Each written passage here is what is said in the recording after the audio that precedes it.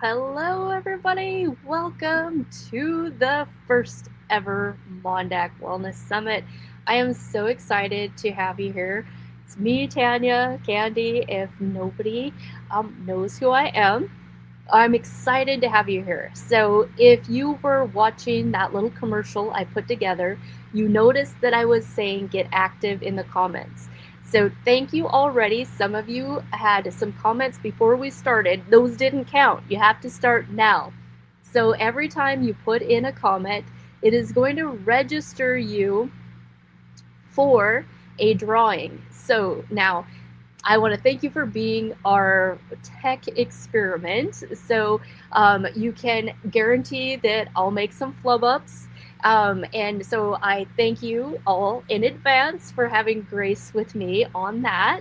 What we have for prizes, we've got some t-shirts. So I'm hoping that the way this will work is that after every presentation, I'll do the drawing.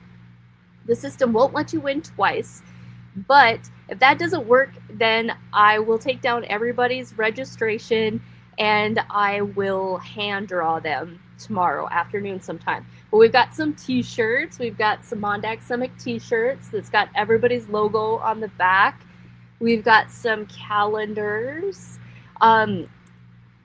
Calendars. Where's my Yeah, there we go. What's really handy about these calendars is I've included in a couple of spots the replay code. So the replay will live on my website, and the calendar gives you a code. And then I've got some fun notepads that there too. They're all MonDak logo. They've got the MonDak on them, and they've got everybody's logo. So those are going to be your swag. And then some of the presentators, I can never say that, are also throwing in stuff, and I don't even know what that's all going to be. So there's going to be some awesome prizes. We're going to reward you for commenting. We've got some family in the audience here. I just love it. So my first guest kicking off the MonDak Wellness Summit is the beautiful Reanna Peterson. This again is the first ever. This is just out of the gate. We've never done anything like this before. And this space, it exists because health is changing. And I found some people in my community who are leading the way, who are there already, who have got expertise to share with you. Each voice that you're going to hear during this week-long summit represents courage, change, and integrity, and a commitment to doing things differently. Like, these are our people. So listen with curiosity, listen with discernment and respect for the work that it takes to stand in this place.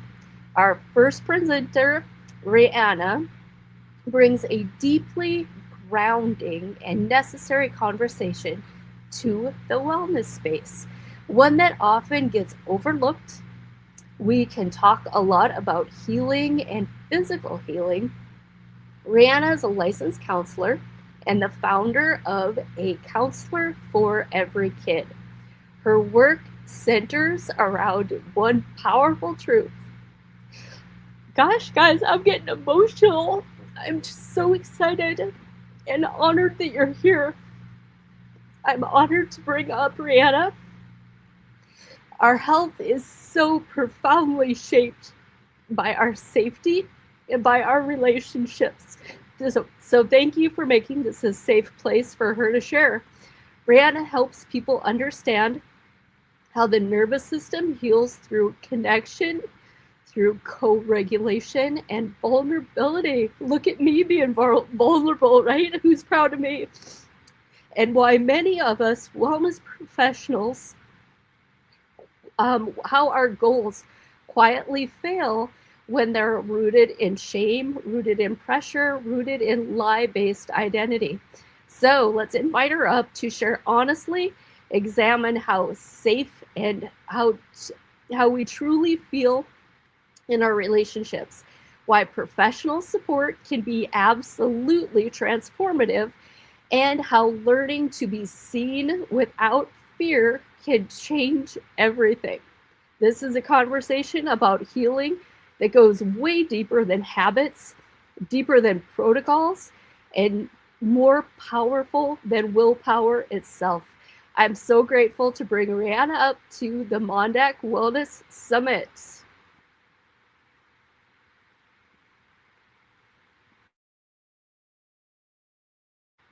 You're still muted. There you go. Can you hear me now? Can you hear me now? Yes. Okay, cool. Oh, Mom. You're always more vulnerable than you think you are, though, Mom. So it's just so interesting because, like, I'm looking at my notes, which I just copy and pasted from the form. That I don't know if you mentioned the part that you are my mother, my beautiful mother that we are all so proud of for doing these cool, innovative things. And I'm excited, like you said, this is the first, I hope, of many. And it's just, I'm like, oh, wow, I'm like the first of this groundbreaking, exciting thing. So, but anyways, you put that I don't know, is that like an introduction about me from the stuff that I put in the form?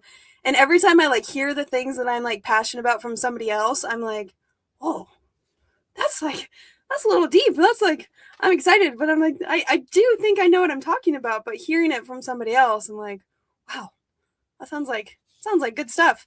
But I just wanted to point out also like what you said about the courage that it takes for us to be, I don't know, doing things different and stuff.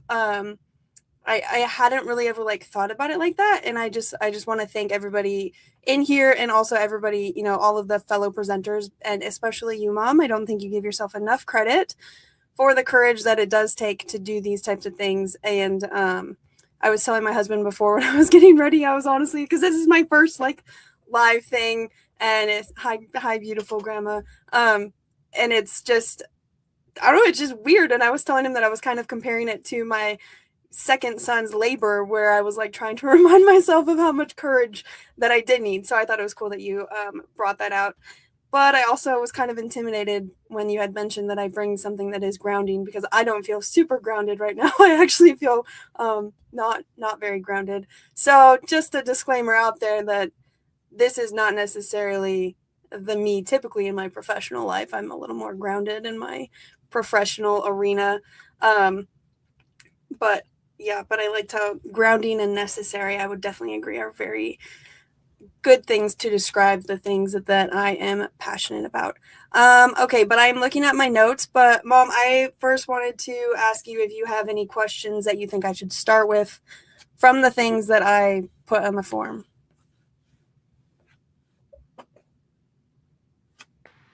Oh, I'm trying to get off mute.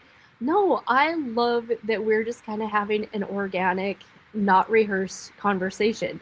And even I think us coming together shifts that energy. Like we're just ready. Go for it. Yeah. Yeah. It's very interesting because I have a letter stored in my treasure box somewhere of that my mom wrote over me. I think my brother was in there somewhere, which is just kind of crazy to think about. The things that you wrote in there are literally happening in this moment.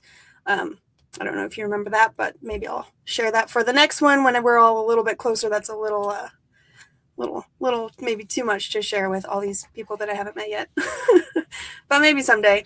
So, okay, let me think about what would I want to share with everybody on here. If there was one thing that if I would want you to hear something that I have to say, is kind of like what my mom mentioned in the introduction, is truly the importance of like what we would call co-regulation. And something that I get really, I don't know, passionate about is like the whole nervous system thing is becoming quite a buzzword. And it is so important. It really is. I think spiritually, mentally, physically, it is very, very important. But my only concern with it is that a lot of times we're trying to change things about our nervous system just right now and for the future, and we aren't taking the time to really go back and figure out like, okay, how did this happen? Like, how did we get to the place? How did my nervous system get to where it's at right now? Like, and we could dive so far into, you know, your mental health and triggers and XYZ. And but the point is not really about that. I just really encourage people to, and like when I'm working with clients, whether it's in coaching or therapy, is like you have to go back to the past. You have to go to the past to figure out the present. And if I've learned anything through working with people, it's that is understandably very scary. And that's where I get so excited about the professional services. And I'm personally, as a counselor for every kid, I will say, like, kind of a disclaimer, I guess, the clients that I work with, I think there's maybe in my bio or something about I'm more with like young women. I have a coaching program right now that I'm working on developing called Finding the Language of You. And, you know, kind of my niche is working with women who might be mothers, but are like coming to the realization that like they don't have to be go, go, go. They don't have to be perfect, all of these things. But in general, for anybody on here who doesn't maybe fit into that, I noticed that there are quite a few professionals on the Wellness Summit. So if you're not planning to listen to the rest of the ones this week, I would definitely encourage you to, because it sounds like there's some professionals closer in the community that I would definitely encourage you to consider working with. Because my point being is that in order for us to really understand and heal our nervous systems, like I said, we have to go back to the past. And because that is so scary, it really is helpful to have somebody, a professional, who can walk that through with you. I notice in my career working with, I started in the mental health field working with young kids, like super young. I went to school thinking that I was going to be a school counselor, specifically like a high school counselor.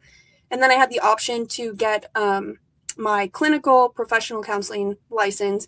And so to do that, I had to have an extra internship, whatever it's called, practicum in a clinical mental health field. And my first job ever, I left because now, like in hindsight 2020, it was kind of a silly idea. But the town and the Boys and Girls Club that I was working in and the public schools came together, and we created this program called the Atlas program. And basically, every student in the Bartlesville School District was given the ACE test, Adverse Childhood Experiences, and we grouped together literally the most traumatized kids in the community, and we put them all together into one class. And now, even just now, as I say that, I'm like, oh, that was not a great idea. There was some really good things that came out of it.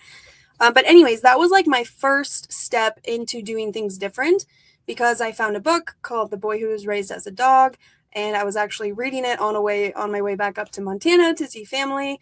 And it was like the first thing that really put me into like this more holistic mindset. And again, like the courage to do things different. And so I'm so grateful that I started with that. Like I'd never had really gotten indoctrinated into what I would call like the traditional mental health field. And I seriously praise God for that, because it really gave me the groundwork to, really focus on like whole body healing from the get-go. And then that really expounded on really from my mom during, I don't know, what was it, like COVID? I think it was around COVID when you really started diving into the rest, like beyond like just trauma and stuff, and like the holistic mindset. And so over the last couple, what am I, like 5-6ish years, I've really found the connection, I guess, between all of that, like trauma healing and healing the body and just our emotional health. And and then after when I started working with kids, then slowly I ended up working like with more adults. And no matter what anybody's story is, no matter how severe their trauma was, no matter how severe their depression symptoms, their bipolar symptoms, anything you want to call it, it would always come back to the same thing of, have you had the opportunity in your life from the moment you were born until now to engage in the process of grief? Have you been able to have somebody there for you from, like I said, from when you were little, that sees you, that makes you feel seen, safe, soothed, and secure? I use those 4 S's from Dr. Daniel Siegel. If you're interested in my mental health course, I say those so many times, but that's where I first learned it from. And we have to have that. We have to have that opportunity to stay in this cycle of grief. And like when I talk about grief, it's the gap between what you thought was going to happen, what you hoped and you thought and assumed was going to happen, and what has actually happened. And like I said, no matter who I was working with, which is where I got kind of burnt out, because I found myself like on replay of like, okay, I'm saying the same things over and over and over again, which has really kind of inspired me in some of the, what is it called? Different things that I'm working on creating now. Like created the mental health e-course, starter kit e-course. And like I said, right now I'm working on a coaching program that will kind of help people hear all of that without having to pay as much money for individual sessions, because I felt kind of bad because there's so much groundwork. Like I had to explain so much of just, what does it mean to have feelings? Like, what does that even mean? What does it actually mean to have needs? And what does it actually look like to grieve? And so my point being with that is that it takes knowledge plus connection. And some of those things that our nervous system is trying to heal from, our most well-meaning friends, our most well-meaning parents, and anybody in your circle, they still might not be able to make you feel seen, safe, soothed, and secure. And that is where the professional services can be worth every single penny. And I'll just be honest. I'll give you an example. Like if there was something in my marriage that I found out, whatever was going on, and then I start doing all the things that I do when I think about things, and I go back to my past. If something comes up where it's like something that I need to kind of process and deal with my feelings and my grief about, whatever it is, I'm not going to want to go to my mom because that's not fair to her, right? That's not fair for me to process all of those things. Maybe eventually it will be the building blocks for a great conversation between us, but there's sometimes I feel like, especially in the cowboy up culture, there's a gap between there's like a missing step of like, okay, first I need to process this on my own so then I can connect with other people in in the way that I want to. I hope that is making any sense. Is that making sense? Good. Okay. I'll keep going because I just get so passionate about this, and I have since moved away from like the MonDak. I'm licensed in the MonDak. I have people that I'm working with right now in the MonDak, but I'm physically in Oklahoma. And not that it's like nothing against anybody, because Oklahoma is just the same. Anywhere is just the same. Just the stigma against it's like there's just a stigma against true vulnerability. And I guess that's just what I get so excited about fighting against in this health space. But again, what I'm learning is that takes a lot of like, okay, but how do I actually do that? Like, it's not as easy as we'd like to think. Actually talking, feeling your feelings, it's not that easy. In fact, it's simple, but it can be quite difficult. And that's where a professional can be so helpful. And it's not glamorous. No. It's not glamorous. No. No. Like when you're talking, it reminds me so much of, and I'm sure you remember all my stories. For years, I worked in corrections. I was the jail nurse. And, when you talk about that safety, security, all your S's, well, nobody that I ever sat with in jail that was there for whatever reason, that no 5-year-old says, when I grow up, I want to be an addict. When I grow up, I want to be in and out of jail. So that grieving, there's so many people who have never been helped through the process of letting go of that coulda, shoulda, woulda. Or maybe they had the expectation that, I would say, if you ask me, my 6th grade me, I was going to be a Dallas Cowboy cheerleader. Like, that's what 6th grade Tanya was going to be. I knew I really wasn't. But those things, right? If you were going to have the family farm or whatever, and life got in the way, it's a grieving process. Breakups are a grieving process. Letting go of what you thought something was going to be. Yeah, and what I've really, I'm working on this in my coaching program too. I just kind of had this realization of like, oh, I like to learn this way. That doesn't necessarily mean everybody likes to learn this way. So trying to like, okay, but like I like to like teach me, I look up at my bookshelf and I have so many books that I have read. The Body Keeps the Score, everything about like, I want to learn, like, give me the full picture, tell me how this works, and then I want to break it down and, talk with people about it. So I guess I've really implemented that in my professional, career and how I work with people, which is how I've created so far the Finding the Language of You coaching program that I'm doing right now, because I've gone like step by step. And what I have found that was like people really like to learn about their bodies, which you've probably seen this too, in more of like the physical health. Like, I guess there's a disclaimer because my passion, my niche is definitely more of like the heart issues. I like to know how my heart connects to my brain. You are much more better at learning all of the other things, and a lot like, I don't even like the gut and all of those things, which I know are important. So I have found that people like to learn in certain things. So I guess I connect with people who also want to learn more about like how their brain developed and their heart specifically, if they want to learn more about like, oh, what is it called? Like, I think they call it like your gut, your third brain or whatever. That's not totally my thing. So, but anyways, I have found that people like to be taught.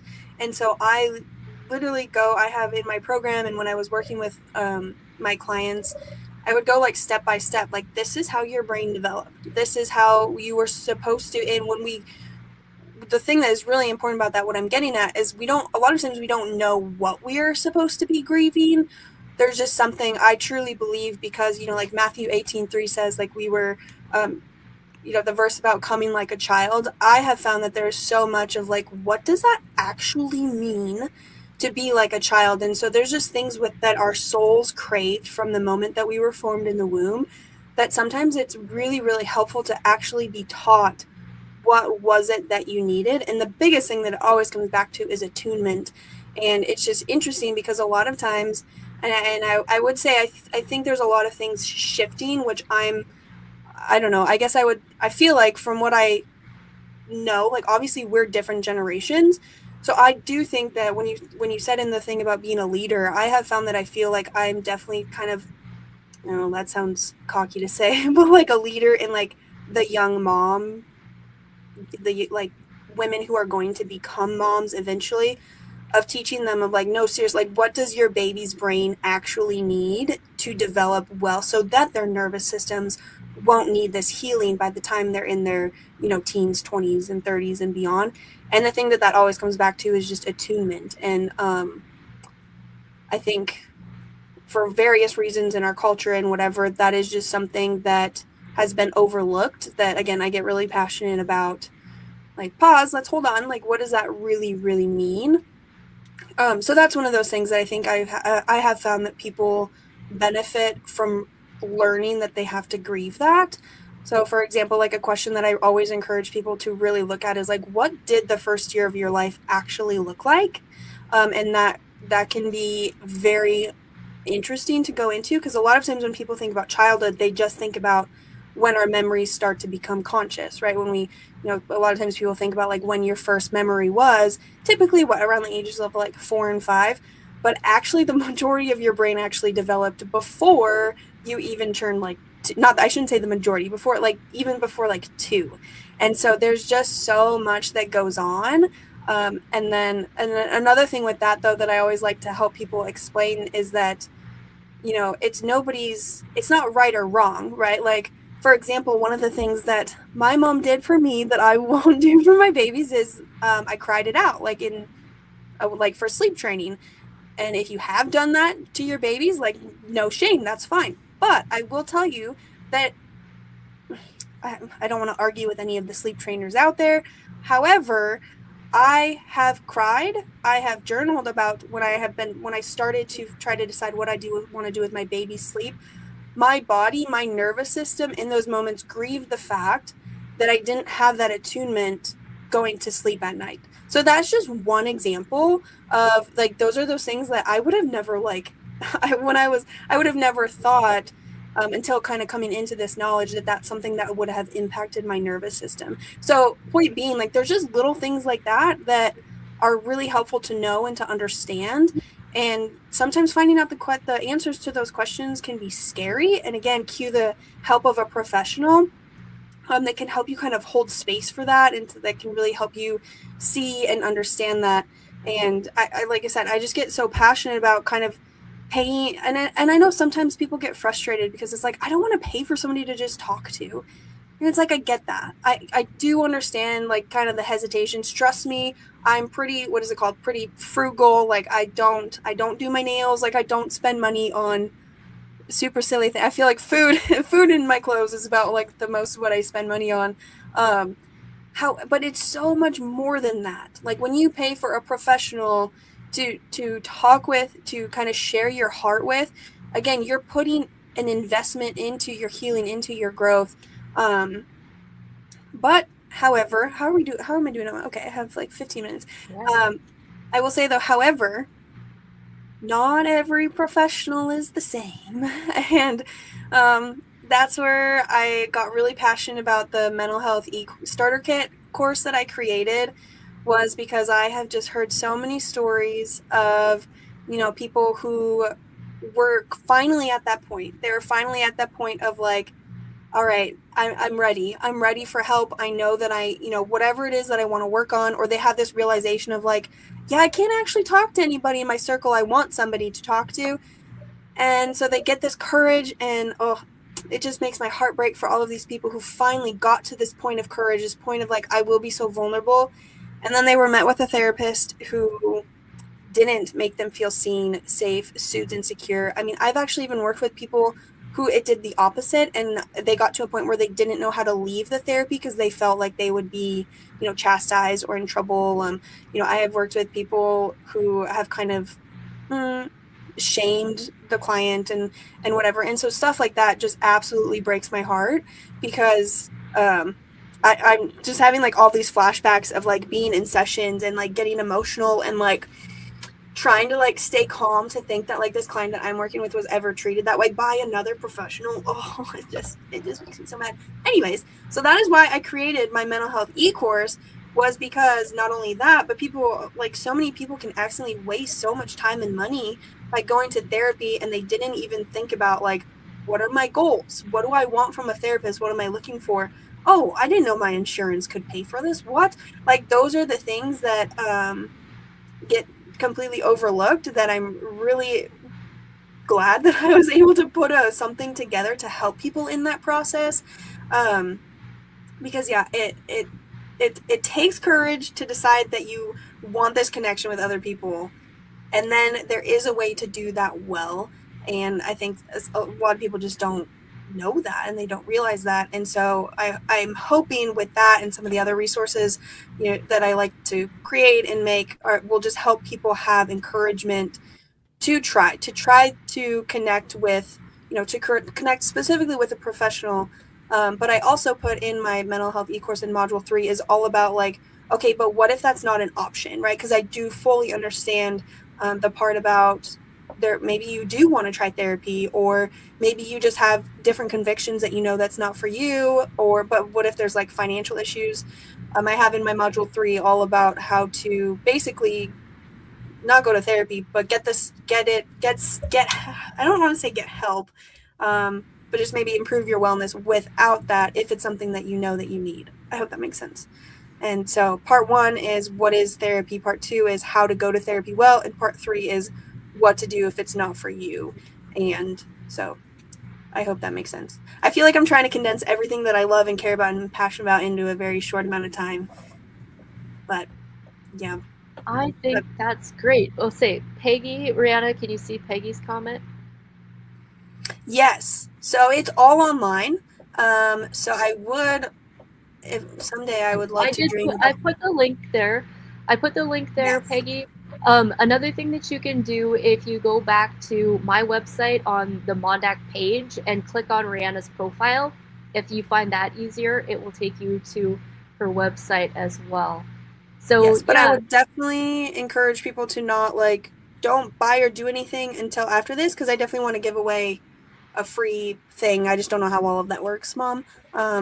Yeah, so far it looks like my tallying up the comments to do the giveaway might not work. So I will just manually draw names after each night for 4 different gifts. So okay, and I did just put the link to my actual to the actual product.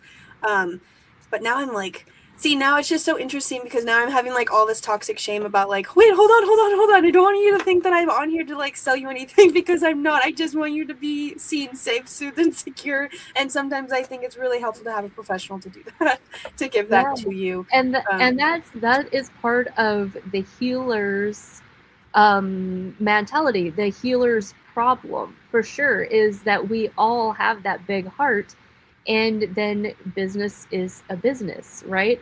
So we all suffer with that, each and every one of us. And I am going to say that part of my whole big idea for doing this MonDak is that in the future, I don't know diddly about running a nonprofit, but that is where originally when I started this, there was a ticket price, and I wanted to have that my starter, my starter fund for a nonprofit, just for things like that, Reanna, because we all want to give, yet we all run businesses. So in the future, events like this, I hope to start a scholarship program, a nonprofit scholarship program, So any practitioner that is helping me and like supporting the mission, putting information out there, then somebody could get a scholarship to work with Reanna one-on-one, or to work with me one-on-one, or any of the practitioners. So that is in the future. That is in the future. Reanna, you've got a few more minutes. I would like you to kind of talk about your struggle with the system, like being licensed as a counselor, and the limitations that that put on who you are and what you can say, and how you kind of had to sort out, do I just call myself a coach and let this licensure go by the wayside so I can speak from the heart and say what I feel is really important? Yeah. I honestly, I have to give a lot of credit to just God and the Holy Spirit, because sometimes like I think back to some of the clients who I was really able, I boast not myself, but I was really able to help. And I remember there times being like, how am I going to explain this, in that kind of way? But I think the biggest thing for me was starting, like from the get-go, I would work with explain to my clients kind of some more of the holistic mindset. And, um, and so I don't know, I feel like I think my customer service skills from being a bartender, from being a waitress, really kind of came in handy a little bit, because I felt like I was really able to, um, you know, be who I wanted to be without coming against that. For me, it was more so kind of the back end of having to, doing the assessments. And for a lot of the times when I was working for a community mental health agency, and many of our clients were on Medicaid, that I always get the two confused. Medicaid, which requires a DSM-5 diagnosis. And so I would straight up tell my clients, like, hey, this is just how it is. In order for your services to get paid for, I want to keep, like, you deserve this help, you need this help.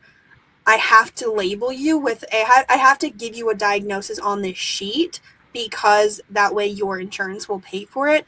But it always came with like a make sure, like, you have to understand me though, you are not your diagnosis, you are not that. And I really think, again, I think a lot of people that I worked with did feel very seen in that. But it was also interesting too, of like how strange that was to people, like how, like, oh, okay, huh, like I didn't really I didn't know that. But for me, now that I am fully licensed on my own, and I have my own private practice, there's just such a beautiful, like, also terrifying freedom in the fact that I can, market myself however I want. Like, I do typically market myself as like a faith-based clinician. And so that is just really exciting, but it's also just weird to like not have anybody, to answer to. It's really exciting. And it was in the creation of my mental health starter kit. I think one of the lessons is on the difference between therapy, counseling, and coaching.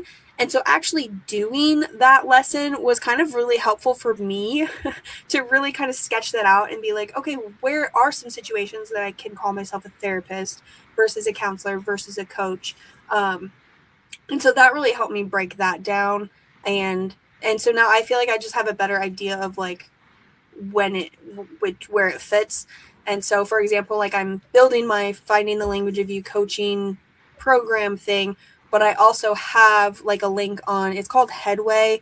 And so somebody could find me as a therapist. You enter all of your insurance information, and like what is it called when you can take, I'm credentialed with quite a few insurances.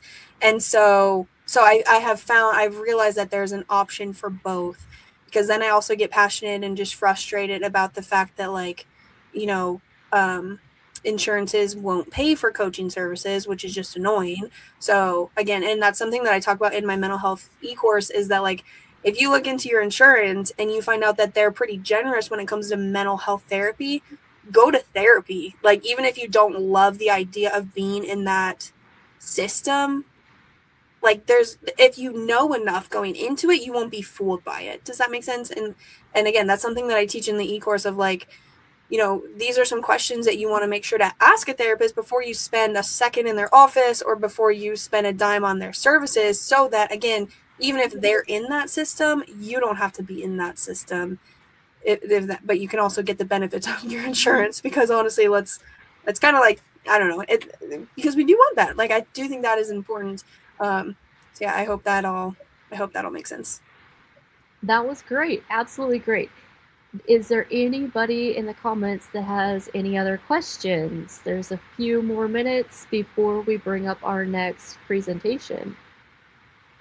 Oh, thank you guys so much for the encouragement. I was just looking at the comments, and it's very, it feels good to to hear those things. I was definitely It was, and this was such a intimidated. good crowd. It was such a good crowd. We appreciate you, each and every one. Thank you so much. When Reanna goes off the screen, I'm gonna bring back that video just for a couple minutes while I take a quick bathroom break, and then we will be back. Okay, Mom, I do want to just read one quote if I have a couple minutes. Yeah, go for it. So this quote that I'm about to read is from the book The Body Keeps the Score by Dr. Bessel van der Kolk. Just a disclaimer, you've probably possibly heard about that book.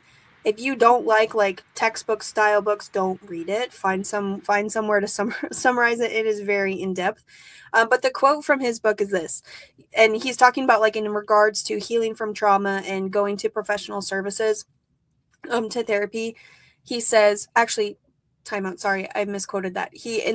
For this quote, he's referring to just relationships in general. He's referring to like, in order to heal from trauma, you have to be connected, which I know some of the other presenters in this week are going to speak on that. So he's talking about like just the importance of these relationships where you can be truly, truly vulnerable. He says that you need someone who is not afraid of your terror and who can contain your darkest rage, someone who can safeguard the wholeness of you while you explore the fragmented experiences that you had to keep secret from yourself for so long. Yeah, so I wish I forget that this is live. If I was doing a recording, I would tell you to pause that and like re-listen to it. So I'm just going to say it one more time. You need someone who is not afraid of your terror and who can contain your darkest rage, someone who can safeguard the wholeness of you while you explore the fragmented experiences that you had to keep secret from yourself for so long. And so that quote, it's so deep. It is so deep. And again, not everyone in your circle, even the people who you are closest to, sometimes they just don't have the tools to do that for you, but that doesn't mean that you don't need it, right? Just because other people can't give it to you doesn't negate the fact that you still need that person who can hold that space for you. So again, I would just encourage you to consider that. And if you have done that before, and if you've had a bad experience working with a professional in regards to whether it's your mental health, your trauma, whatever you want to call it, and it was bad, like I said, I know that is a pretty common experience, unfortunately. I would just really encourage you to try to give it another shot. I think it could be good, if you're able to go to therapy well. So, okay, that's all I got for you.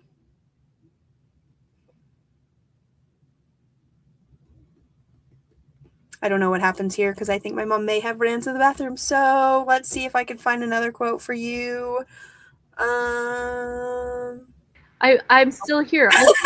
I'm still here. I figured out the drawing, everybody. Yay me! That was fast. The winner is Leona. I don't know how to say your last name.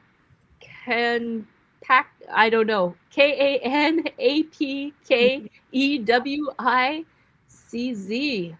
Reanna, how do you say that last name? She's in the comments there. I'm guessing the K is silent.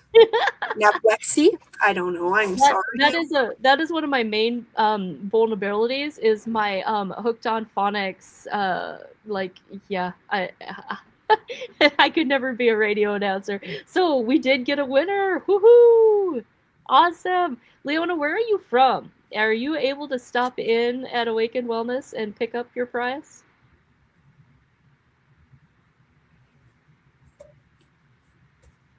No answer yet. Okay, now Reanna, you can relieve yourself. I'm gonna put on that video. And thank you so much, everybody. You guys were a great first audience for me. All right, I just don't know how to get out of here. Oh, there we go.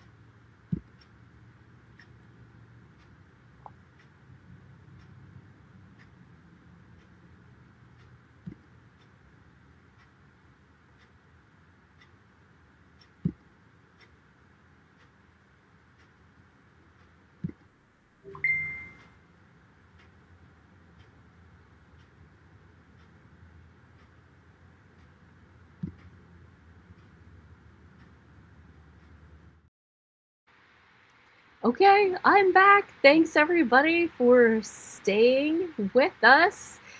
Oh, this is just so much fun already. What a great crowd. Thank you for getting in the comments. Keep it up, keep it up.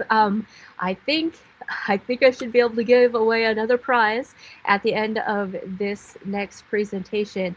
So, the summit is not about fixing everything tonight. So that's really important to keep in mind. It's about exposure, it's about connection, it's about planting seeds.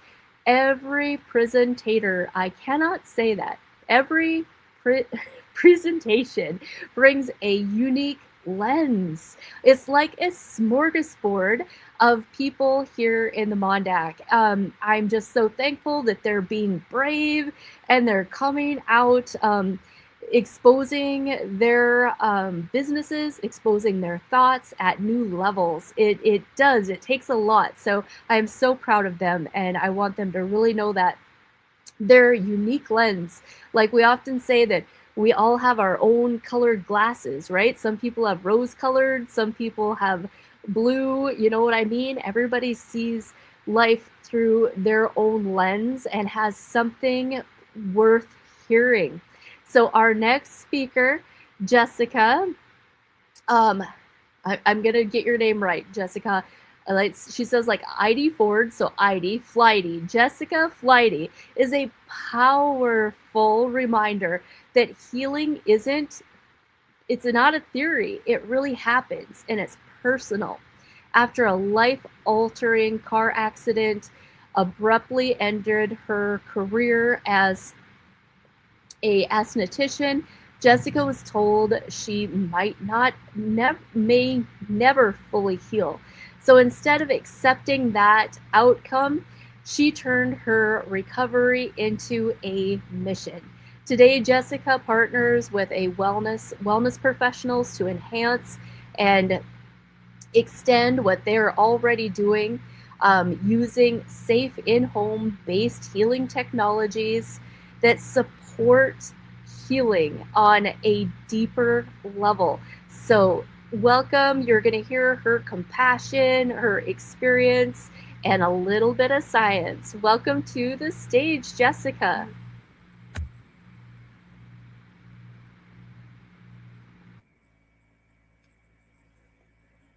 Can you hear me? All right. Thank you so much for that introduction, and what a great presentation. Earlier I was listening to Reanna. It's a really tough act to follow. So welcome. Who here has ever had something happen so suddenly that your body and your whole life split into two? There was the before you and the after you. Living in a body that didn't feel like yours anymore. And maybe that you're quietly wondering, is this just how my life is going to be now?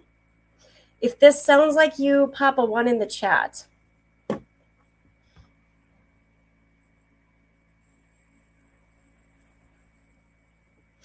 Have you ever had a client or been the client who did everything right? Therapy, pills, surgery, rest, and still didn't heal? If you know how frustrating that is, pop a 2 in the chat. All right, we have some people. Well, what if the real problem isn't the injury, but it's that the body simply forgot how to heal itself? And what if there was a way to help it remember? Who would like to know about something like that? Drop a yes in the comments if you'd like to know about something like that. Got to look at my phone here so I can see. All right, if you responded in the chat to any of those questions, you are exactly who I came here to speak with. My name is Jessica Faleide, and I've lived through those questions. And after testing so many different things, I finally found something that changed everything for me. And now I help others do the same. So today isn't a lecture, it's a story, my story, and stories of others who felt hopeless until one thing shifted. And maybe if you choose, it can give you hope and hope to your patients. 7 years ago, I was 39 and I felt on top of the world. I was a paramedical esthetician, a career that I loved, using my hands with precision to help people feel beautiful and confident every day. And I was extremely active. I water skied, snowboarded, golfed, did yoga, anything just to be outdoors. Life was good. And then one day, everything ended. Let me tell you what happened to me. I was a passenger riding in a pickup. The tire caught the edge of the road. The driver overcorrected and we rolled 5 times, I was told. I was thrown out of the back window like a rag doll from one side of the ditch to the other. Both wrists shattered. Multiple ribs broken, my shoulder blade crushed, my neck damaged. The surgeon stood over me and he said, "You should be paralyzed from the neck down or not here at all." Doctors told me I'd lose my career, my hands would never work the same, and it would all get worse as I got older. Try imagining being told that your whole entire identity gone at 39. I know some of you don't have to imagine. I couldn't pull up my own pants. I had to eat with 2 hands just to lift a fork. My hair only got washed when somebody came to my house. Doors had to stay open because I couldn't even turn handles. I had to sleep sitting in a recliner because lying down made me dizzy and the pain was unthinkable. Light touch felt like fire. And this is the part that nobody prepares you for. People see scars, but they don't see the daily humiliation. And underneath all of this, flashbacks, panic attacks in cars, and the terror that I would never be me again. I know some of you treat patients living this every day, and some of you are living this yourselves. And medical professionals kept telling me that I would never fully heal, that I'd never be able to use my hands the way that I used to, and it would only get worse as I got older. But I refused to believe them, though, because I knew there had to be a way to fix my broken body. Like so many accident survivors, I fought. For 4 years, I tried everything I could get my hands on to restore my hand function and to calm my chronic back pain, muscle tension, and flashbacks. Prescription painkillers, or as I would like to call them, constipation and no memory pills that stopped working for me after a couple of weeks. Muscle relaxers, those just knock you out so that you don't feel anything pills, is what I call them. Physical therapy. Often it's so hard to get an appointment, short time actually spent with the therapist, and I've had so many bills afterwards. Some of these helped a little, but most of it was temporary. Hope followed by disappointment. None of it gave me my life back. And each year, my wallet got smaller and my hope was smaller. Who here has experienced that? Practitioner or fellow survivors, have you ever felt like that you're doing everything right, but still nothing seems to make a difference? You can see, though, that I tried so many things, but there were actually a few things that I absolutely refused to try. Why? Because I learned that with every treatment, it has a risk versus a benefit. And that was important for me to consider because each new treatment that I offered that. Surgery. So I had a pinched nerve in my neck and arm. My whole left arm and hand would go numb many times a day, especially if I turned my head in a certain way. So doctors had suggested surgery. But unfortunately, I knew somebody who went into shoulder surgery with a fully functioning arm, and he came out with a paralyzed arm because a nerve was nicked. So I decided that I would rather live with numbness and discomfort than risk permanent paralysis, because for me, that risk didn't match the benefit. Botox.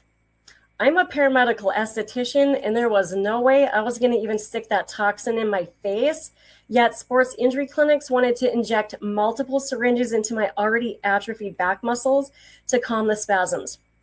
So that was a no. Steroid injections. I already hated needles.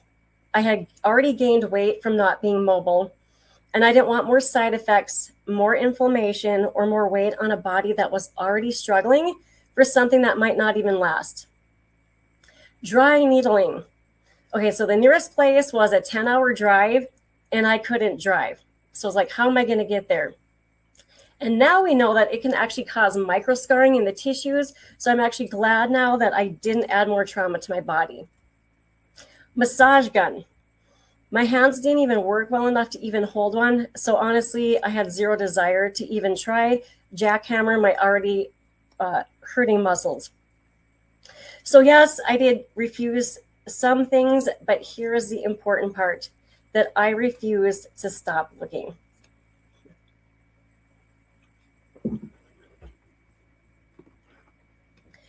After 4 years, I hit the point that nobody talks about. I started planning on how to not be here anymore. I pictured myself 50 years old, living in assisted care, unable to use my hands, and I couldn't survive having that thought. And I know that someone in this room understands that kind of thinking, whether it's their own thoughts or the hidden thoughts of your own patients. That is why I am here, because accident survivors don't have to reach that edge. So often people think healing is just about bones and muscles, but it isn't. We all know that it's so much deeper than that, don't we? It's identity, it's independence, it's dignity, it's confidence, it's sleep, it's memory, it's touch, it's fear. It's watching everyone else live their life while you're sitting in a chair, exhausted from doing nothing, and a body that is always protecting itself stops circulating and stops communicating. And you're just told to live with it. Here's what nobody told me after healing from an accident. Simple tasks that I used to take for granted were now a nightmare. I couldn't lift my arm due to my broken shoulder blade, so I couldn't wash or brush my hair. My hair only got tended to if somebody came over to my house to wash and brush it, which was usually just once a week. I could only put on a shirt if it zipped up, and that was even a challenge because I only had 3 working fingers to try to zip it. Getting into the fridge to get food was even a painful task. I had to have people put liquids into smaller, lighter containers that weren't closed because I couldn't use my fingers to open any sort of lid or top. My doors had to remain open in my apartment so that I could get outside, and I had to use my foot just to open the other doors.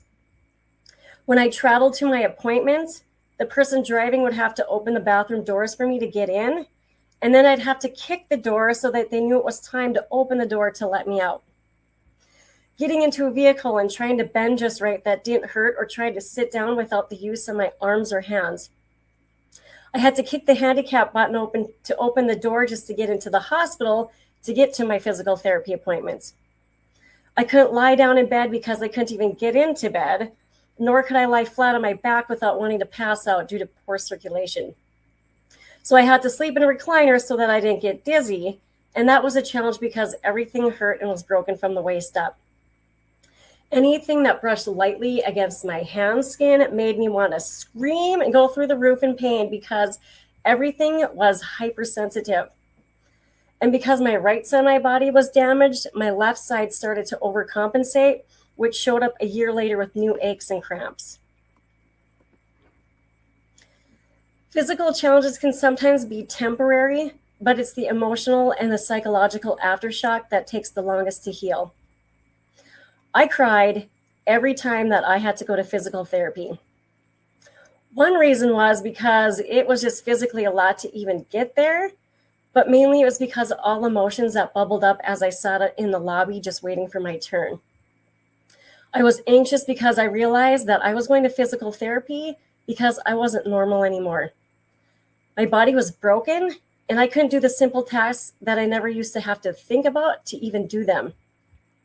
Now, I have to learn how to button up a shirt like I'm a kid again, to grab a pencil, and to pick up a glass and move it to my mouth. My career depended on my recovery, and I was scared, sad, and angry all at once.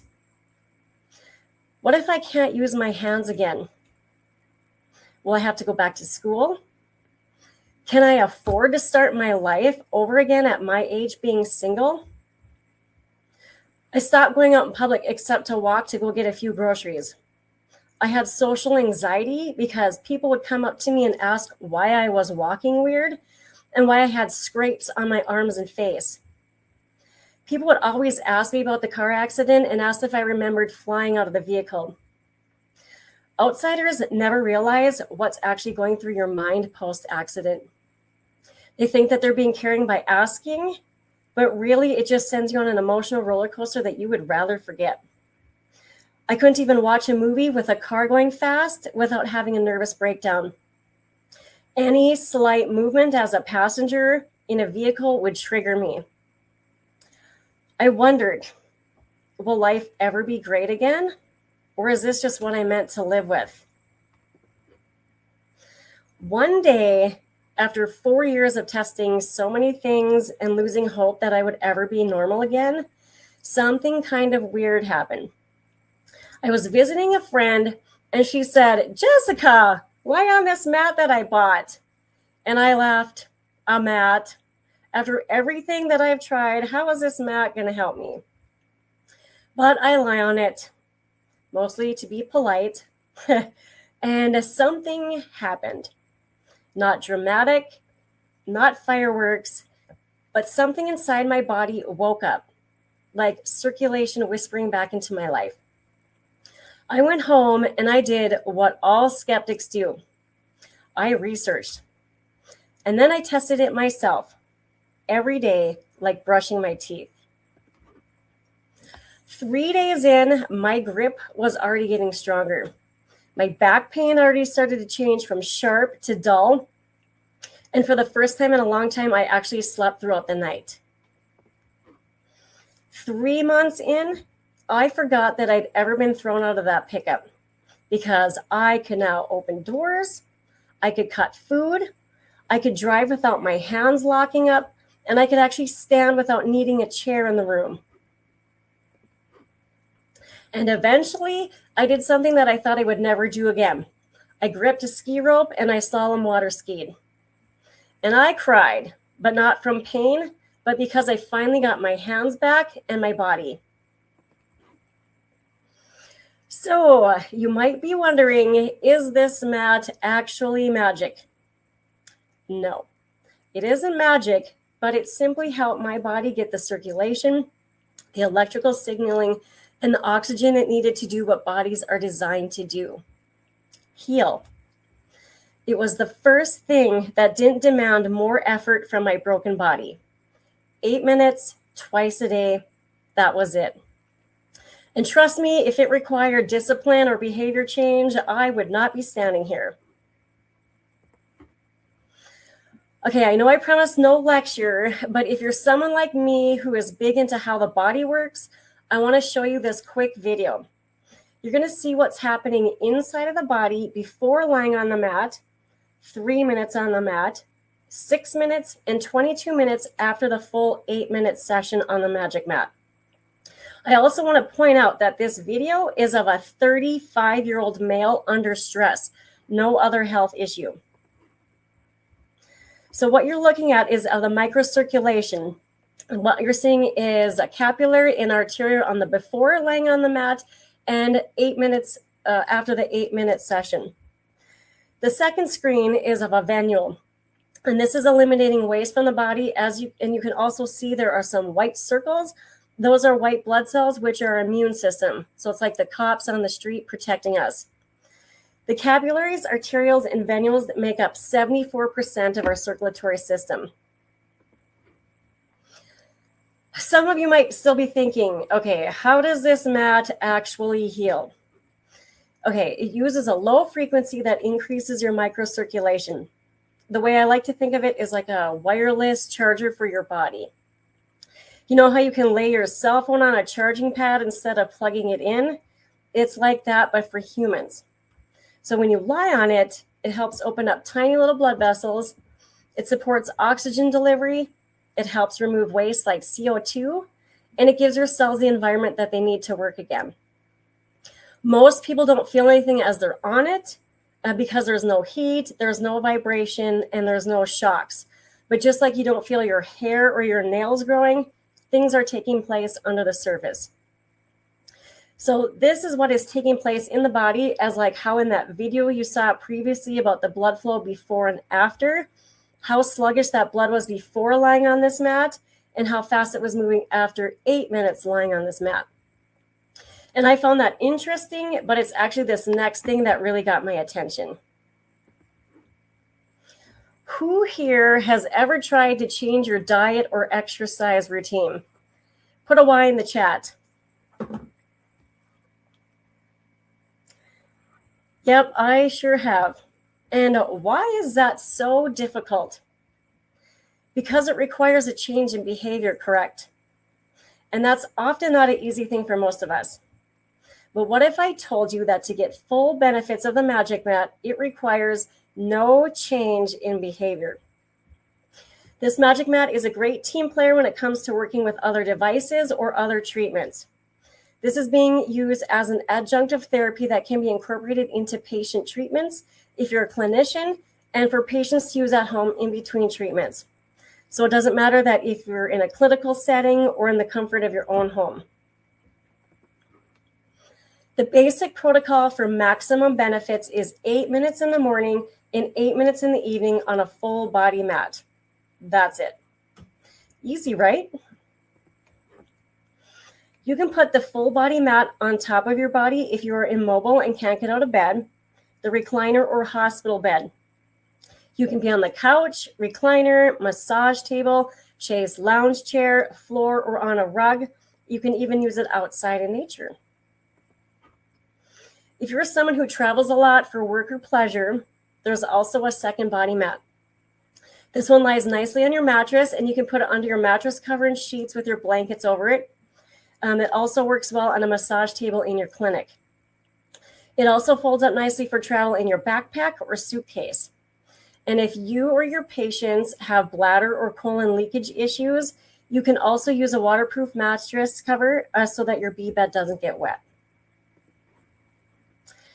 Maybe your body isn't fully broken like mine was, or maybe you've just got one main injury or one main sore spot. This Magic Mat also has a special applicator for local healing. I want to talk about Ken.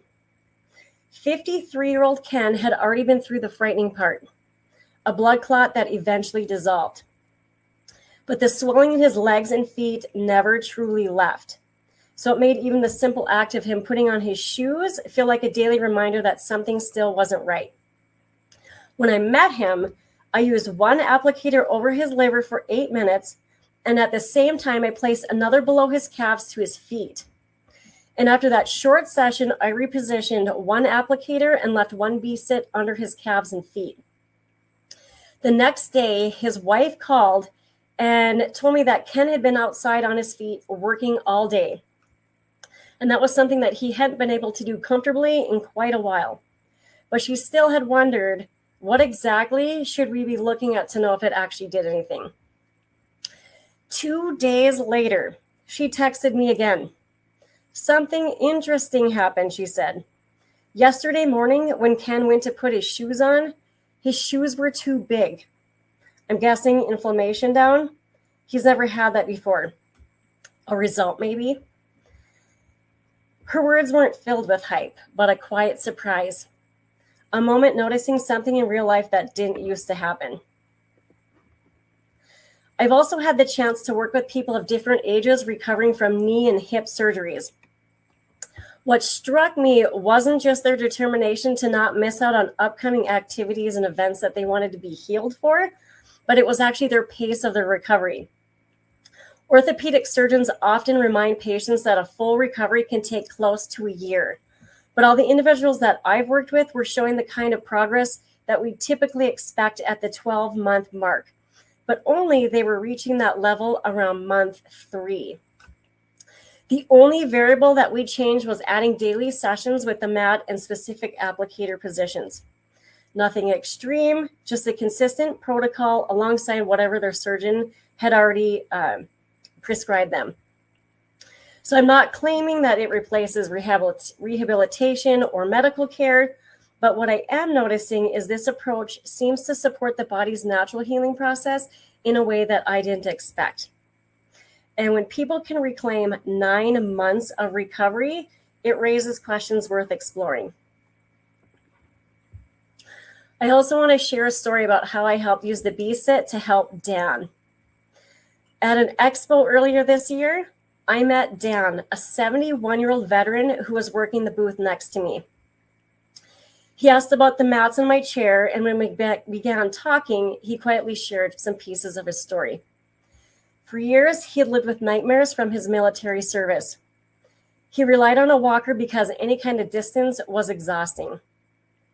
And with a mix of embarrassment and honesty, he told me that even his relationship had been affected. He hadn't been able to perform in the bedroom in more than 2 years, even with taking the blue pill. Since we were together for 3 days, I asked if he'd like to try some sessions and just see if anything shifted for him. And I did 3 times a day for 3 days. I had him sit on the B-Sit. After the first day, he came over with a surprised look on his face and said he had walked to the bathroom without his walker, only resting once. And that night, he told me he slept straight through the night for the first time in a long time. On the 4th day, he sent me a text that I would never forget. Just 4 words. I got it, Geronimo. And that was his way of just saying that he had gotten a piece of his life back. The B-Sit is also used for temporary or long-term wheelchair use. And if you've had an amputation, the B-Pad is great to relieve swelling, to help nerve damage issues, or assist in healing irritations from a tight or rubbing prosthesis. I want to share a story about Sherry. When I first met Sherry, she had just been sent home from the hospital with severe swelling in her amputated limb. They told her that there was nothing more that they could do for her. 2 days later, the swelling became so painful that she ended up back in the ER. Because of how swollen her limb was, she couldn't even put her prosthesis back on. They sent her home again, and this time with compression stockings. But the discomfort didn't change, the swelling didn't let up, and she was still stuck, unable to move the way that she needed to just to function day to day. A close friend of hers reached out to me and asked if I could help in any way. And I told her the truth. I don't know if this is going to help her, but I really think that we should try. So I focused on 2 areas, her limb and her liver. And I repeated a simple routine that she repeated every 3 hours. What happened over the next few days surprised all of us. By day 3, the swelling had come down enough for her to put her prosthesis back on. But it wasn't just the swelling. She told me that her limb was stronger. Her prosthesis foot wasn't dragging anymore, and she could actually stand and walk with more confidence, something she hadn't been able to do in weeks. Watching her reclaim that bit of independence, that's the part that stays with me. It reminded me how deeply people want their bodies back, and even in those small ways, and how meaningful those shifts can be for someone who's been told, there is nothing else that we can do for you.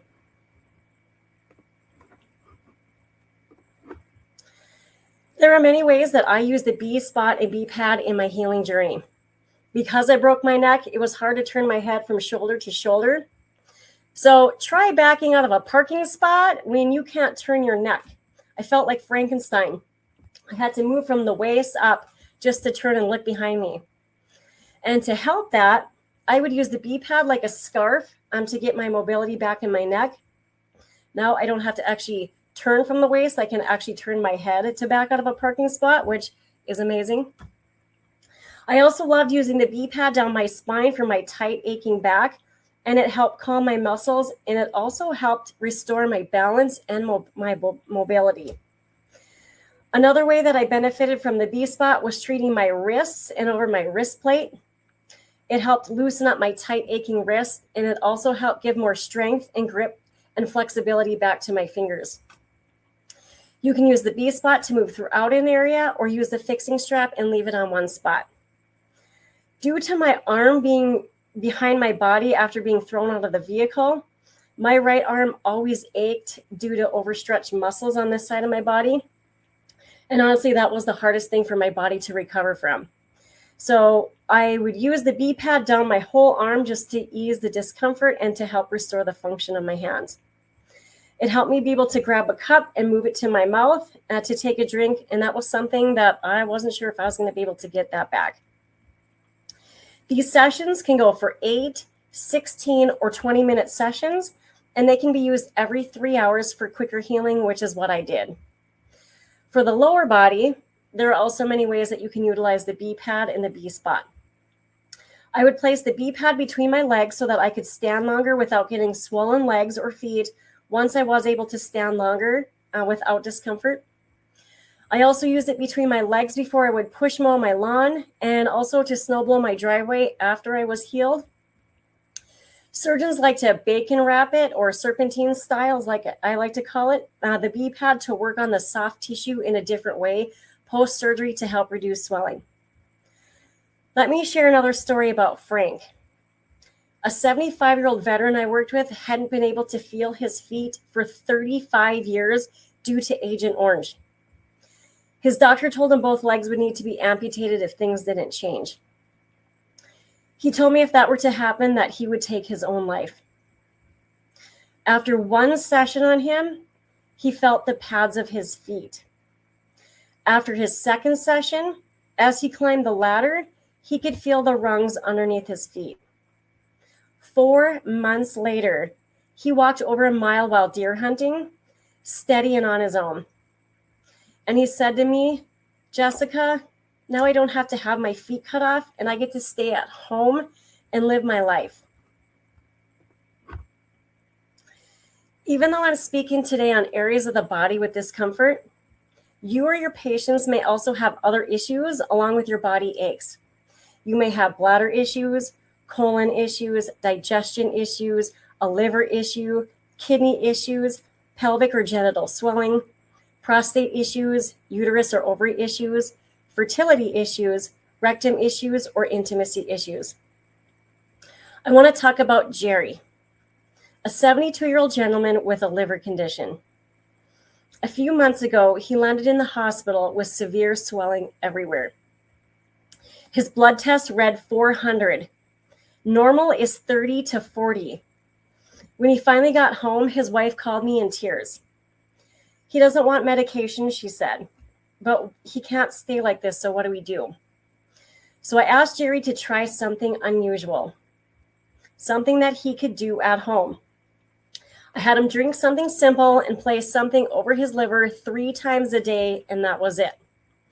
1 week later, his wife called me again, and this time with a different tone. His labs had dropped from 400 to 110. By week 3, his liver number was 35, normal. She told me, laughing and crying at the same time, "He's down 20 pounds, and I haven't seen his ankles in 50 years. That's when you realize sometimes the body just needs the right nudge, and it remembers exactly how to come back. Or what about 90-year-old Karen? Until recently, she'd been learning to live with the kind of loss that most of us can barely imagine. When the pressure in her left eye reached its limit, she lost her vision. Her eye doctor diagnosed her as legally blind and gently told her that there was nothing more that they could offer her. He didn't schedule a follow-up because in his world, the medical road had ended.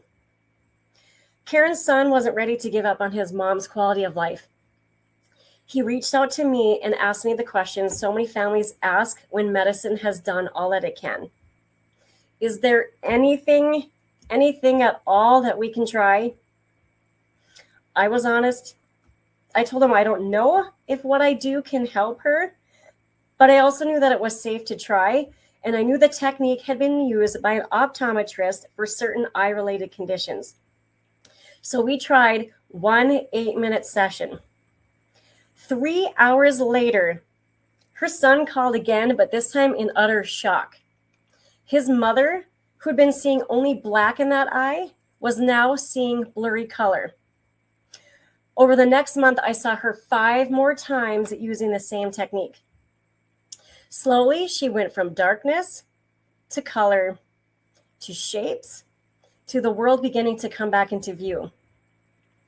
When she returned to her eye doctor, there was actually enough restored vision for them to move forward with a retina transplant, an option that hadn't even been on the table before. And today, at 90 years old, Karen has her eyesight back in that eye. So this isn't a story about a device or a protocol. It's a story about a woman whose world had gone dark, and a moment, a sliver of hope returned. It's a reminder that sometimes, even when medicine has reached its limit, our body hasn't. The PEMF wave can go through casts, mesh, and even if you have plates, screws, or rods inside of your body, that is not a problem. To my medical professionals, healers, and therapists in the room, recently I was listening to an interview with Dr. Thomas Lodi that I believe is especially relevant for clinics offering IV therapy or internal peptide treatments, and frankly, taking any sort of supplements and vitamins internally. He explained why pairing IV treatments with a microcirculation session, such as the Magic Mat, can make such a significant difference. And this is what he had to say. My patients, they come in with stage 4 cancer usually. I'm lucky if they're stage 3. They've had chemo, radiation, and surgery, and they usually come crawling in. And they've been told that they have 3 weeks to live, a month to live. And of course, it's extremely challenging, so we do everything possible. And now that includes the Magic Mat. And the way that we worked it into our program is that since it opens the microcirculation, which, so think about it, is if we're giving a therapy intravenously, the microcirculation is shut down, it's going to shunt. It's going to go to the arteries, to the veins, and it's going to miss the target. And the target is the tissues, the cells. So it wouldn't matter if I'm putting in the best therapy in the world in that vein. If it's not going to the target, then what's the use? This is why some clinics do a session on the mat before therapy to open microcirculation and sometimes after therapy to support recovery. This Magic Mat is not going to replace you or your healing therapies, but it is here to work with you as a team player, an adjunct that makes whatever that you do already more effective and with less wear and tear on your hands and body. Physical therapists say that their hands don't lie. They don't need to see research because they can feel if it's done anything for their patient when they work on them. Here are a few ways that professionals can use this on their patients. Pre and post surgeries. You can use it up until the surgery, then continue sessions 48 hours post-surgery. Injury recovery. Pre or post chiropractic adjustments. During massage, myofascial release, and lymphatic drainage. During Reiki, reflexology, craniosacral release, and hot stones. During cupping, dry needling, and naturopathic manipulated therapy.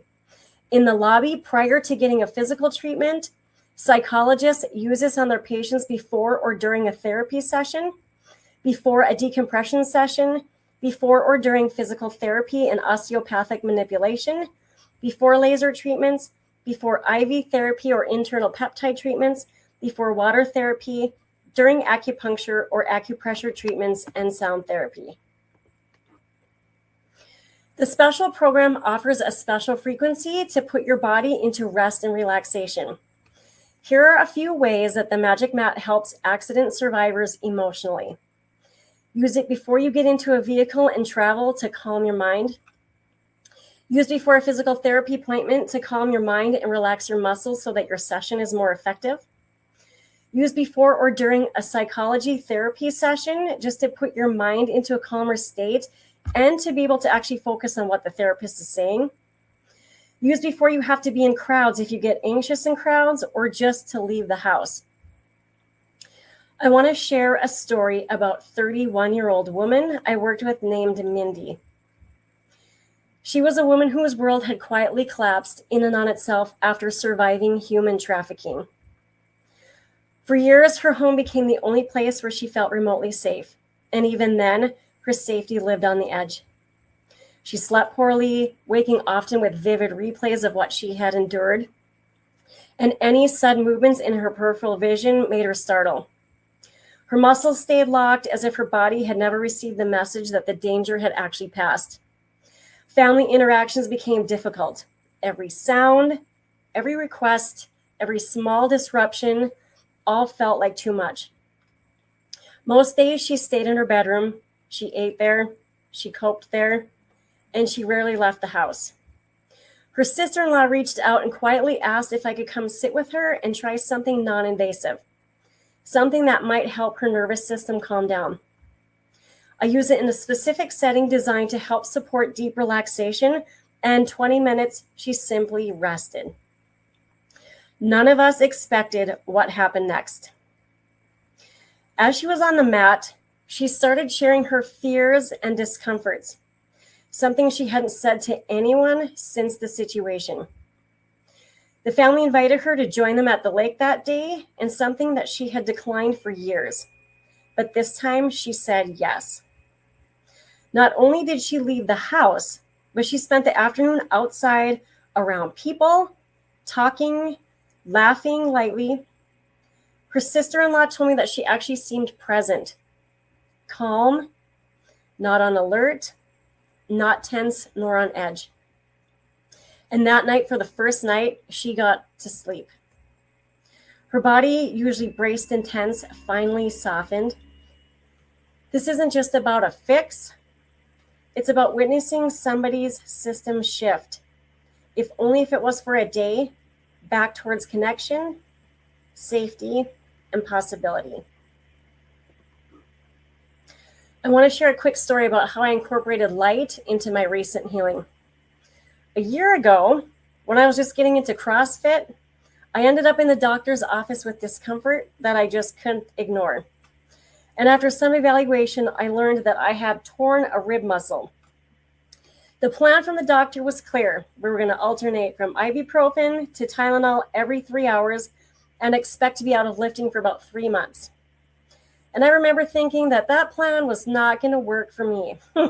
It wasn't because that I dismissed medication, because I do believe that there is a time and place for it, but I didn't want to numb the injury and then accidentally push harder than my body could safely handle. And I also didn't want the mental fog that comes with pain pills. I wanted to stay aware of what my body was actually feeling. So I tried something different. I incorporated red light, infrared light, and the blood flow focused applicator several times a day on the injury. So it became my daily ritual. 3 weeks later, I was back to lifting weights. No pain pills, no masking the discomfort, just a consistent approach that helped my body do what it was designed to do. Now, I don't claim this as a universal answer because it just made me realize that how many people might benefit when we expand the conversation beyond symptom management and into supportive recovery. When I was first considering buying the Magic Mat, I had to have a real talk with myself. After my accident, I racked up over $250,000 in hospital bills, $33,000 for one ambulance ride. But that's not the cost that I remember. The real cost was 4 years of missing out, 4 years of watching life happen without me in it. And every dinner that I left to go lie down because my back hurt. Every sporting event that my niece and nephew competed in and band concert that I said no to. Every trip I passed on, and every day that I needed help just to brush my hair or get dressed. The first thing that I used to do when I walked into a room was to find the nearest chair and sit down. I didn't just lose mobility, I lost me. And that's the cost that I want you to think about. Because maybe you or someone you treat is paying for it right now. Maybe the cost is planning your whole life around pain, saying no to things that you love because your body can't handle them, feeling like a burden, and wondering who you're going to be in 5 years if nothing changes. So before you ask, how much does this magic mat cost? You might like to do what I did. I asked myself, what's this already costing me to stay like this? And be honest, because that answer might change your life like it did for me. I find it fascinating that so many of us think nothing about spending $70,000 on a vehicle. Friends of mine didn't even blink an eye when they spent $10,000 on a bathroom remodel. Yet something that actually heals our actual body is often seen as way too expensive or out of budget. Do you want to know the thing that really shook me and the thing that made me realize that I needed to buy this magic mat? You remember my fear? My fear about having to live into assisted living because I couldn't take care of myself? Guess what 1 month in assisted living costs? Does anybody know? Comment in the chat. I'm going to see if I can pull it back up.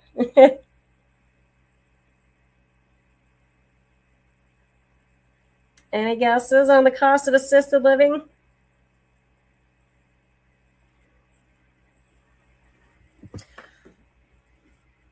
One month in assisted living in America costs on average $13,000 a month. 1 month. And that's more expensive than the cost of the magic mat. Crazy, right? Anna is 68. 2 years ago, she couldn't stand for more than 10 minutes. She could barely feel her feet and wore a boot, relied on a cane, and planned her days around the bathroom. She said her and her husband stopped traveling, something that they lived for post-retirement. Then I met her. After her first session, her digestion shifted. By day 3, she greeted me at the door standing without her boot or cane. Today, she's grocery shopping again and going on little dates with her husband. And this year, they finally went to Italy.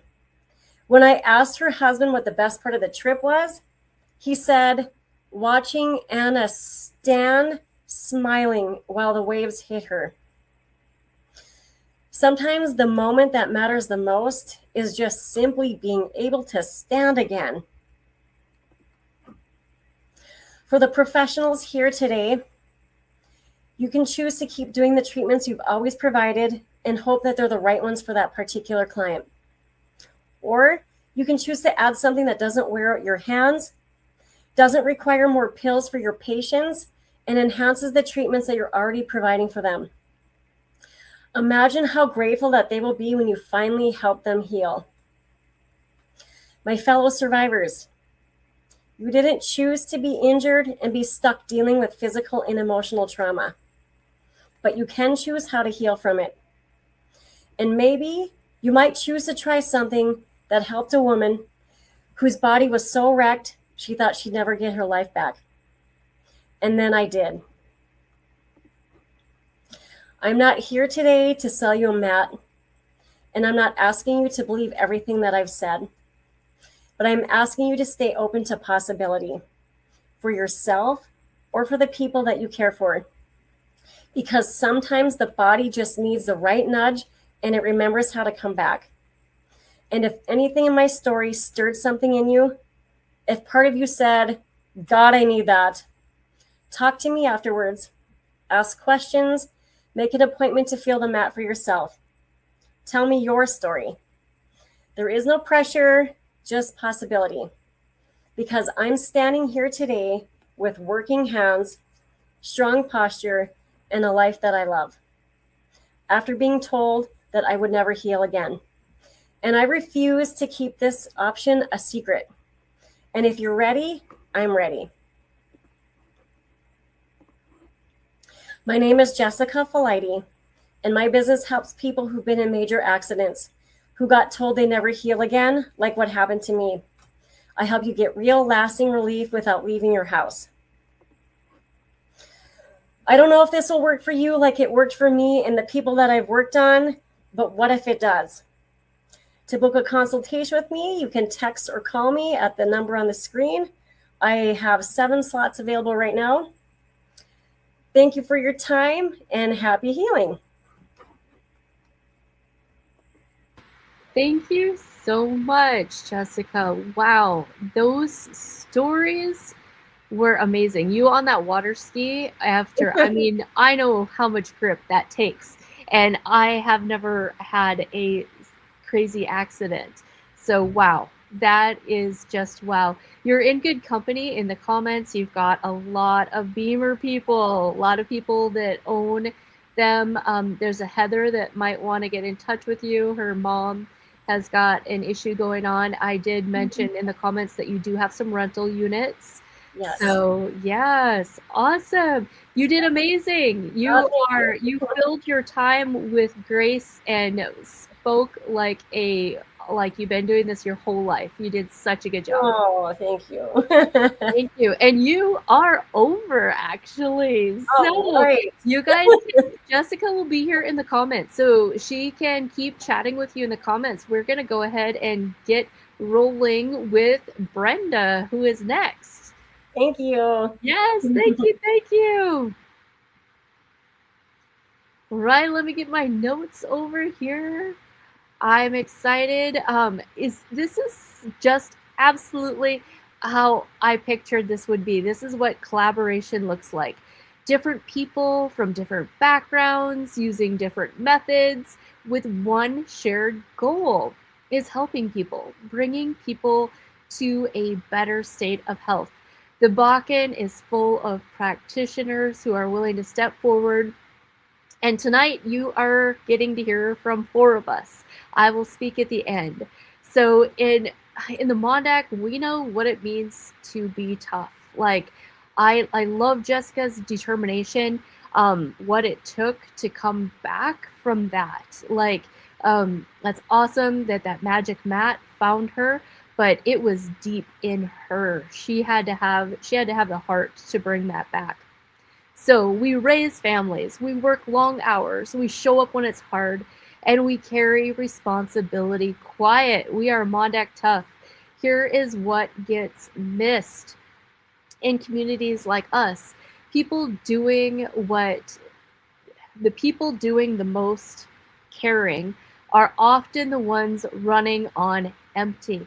Tonight's speaker, Brenda Roche's voice, she is going to bring that to the forefront. She speaks from the heart, and she takes care of the people in the background who don't complain, who don't quit, who don't ask for help until their bodies, till their nervous systems force them to make that conversation about themselves. She helps the children, but she also helps their caregivers. Caregivers just get left in the dust. She is founder of Health and Wellness by Dr. Brenda. She works at the intersection of brain science, caregiving, and real life. Not theory, not trends, and not perfection. Come on up, Brenda. Thank you so much. This has been so inspiring, all these speakers. It's amazing. It really is nice to see all of the different ways that different technologies and different things we can do to really look at healing kind of our lives. So if you want to bring up my slides there, Tanya.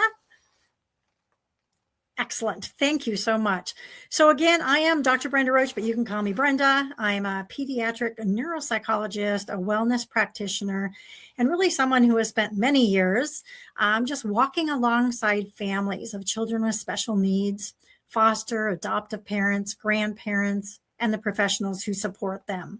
But before I go any further, I want to say one important thing. If you're watching this and you are not a parent, grandparent, caregiver, or professional supporting a child with special needs, this conversation is still for you. Because while many of my examples come from a caregiving world, the experience I'm going to be talking about is much broader. Many of you here tonight are very busy people. You give a lot to others. You show up. You take responsibility. You carry more than most people actually realize, probably including yourself. And if you're here, it's likely because you're also on a quest to improve your health, energy, focus, and well-being. And the brain doesn't differentiate between the types of demand. chronic busyness, chronic responsibility, chronic stress, they all impact our nervous system in very similar ways. So while I'll be speaking directly to caregivers and professionals, these tools apply to anyone who gives more than they receive, feels stretched thin, or wants to care for themselves more sustainably. If you have ever felt overwhelmed, exhausted, or like your own needs keep landing at the bottom of the list, how many can relate to that? You're in the right place. And one of the things has become very clear to me is caregivers are some of the most strongest people I know, but they also are some of the most exhausted. Tonight is not about fixing you. It's not about doing more, trying harder, or becoming more disciplined. Tonight is about understanding what caregiving and chronic responsibility do to the brain and body, and learning how to care for yourself in ways that are realistic, sustainable, and compassionate. So we have this invisible load. Caregiving carries a really invisible weight. It's the emotional labor of anticipating needs before they're spoken. It's the constant vigilance, always watching, always listening, always preparing for what might happen next. It's decision overload, big decisions, small decisions, medical, educational, emotional, often with very little margin for error. Many people tell me, I don't even know why I'm tired. If that resonates, I want you to hear this very clearly. This level of fatigue makes sense when you hear what I have to say tonight. Invisible load isn't just being busy. It's holding information that no one else sees. Knowing which foods might cause that next meltdown, tracking medication schedules in your head, anticipating transitions, scanning our environment for the triggers that might be occurring, replaying conversations long after they end. This is cognitive labor, and cognitive labor is absolutely exhausting. This cognitive labor also comes with limited support. Many families have limited or no support. So when caregivers say, I'm resting, but I'm still tired and exhausted, this is why. So let's talk a little bit about chronic stress and what it actually does neurologically. So I'm going to get a little neuropsychological with you here, but ongoing stress really impacts our focus. It's harder to concentrate or stay organized. It impacts our memory. We might have word finding problems or remembering all the appointments without looking at the busy schedule multiple times a day. It causes emotional dysregulation. You may start to feel more reactive or overwhelmed more easily. Our energy and motivation, everything just feels heavier. And this is not a personal flaw. It's not a lack of resilience. It's a nervous system under sustained demand. And what is actually happening is the prefrontal cortex, the part of our brain responsible for planning, organizing, decision-making, and emotional regulation, it gets fatigued. At the same time, the amygdala, which is our threat detector, becomes more reactive.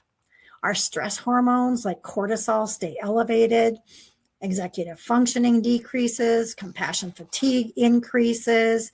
This does not mean you care less. It means, again, your nervous system has been asked to do too much for too long. And when we understand this, the shame begins to lift. So, no pressure on this, no sharing out loud or in the comments, just a quiet check-in with yourself. Think about this question. When was the last time you did something just to support your own nervous system? Let me ask you again. When was the last time you did anything, just something to support your own nervous system? Not for your child, not for your family, not for your job, but just for you. If it was today, amazing, and that is wonderful. If it was yesterday, that counts too. But if you honestly can't remember, you are exactly where you need to be tonight. Before we go further, let's just pause together. I want you to put your feet on the floor. Drop those shoulders. Unclench that jaw. Slow breath through the nose and a longer breath out through your mouth. That long exhale tells your brain, I'm safe. This is regulation. And regulation doesn't require silence, privacy, or perfection. It just requires awareness. So how do we support a caregiver or a busy person's brain? First off, we stop aiming for perfection and we start focusing on protection. Protection of our nervous system, protection of our energy, protection of our sustainability. And getting to the base of some of this, we look at 4 pillars: nutrition, movement, mindset and emotion regulation, rest and recovery. These are not all or nothing strategies, and these aren't everything that we can use. There's a lot of technologies and modalities that we use, but they're just small supports that compound over time that can give us a base that we can then layer on many of the other things that you're actually going to be hearing about throughout this whole week and throughout this summit.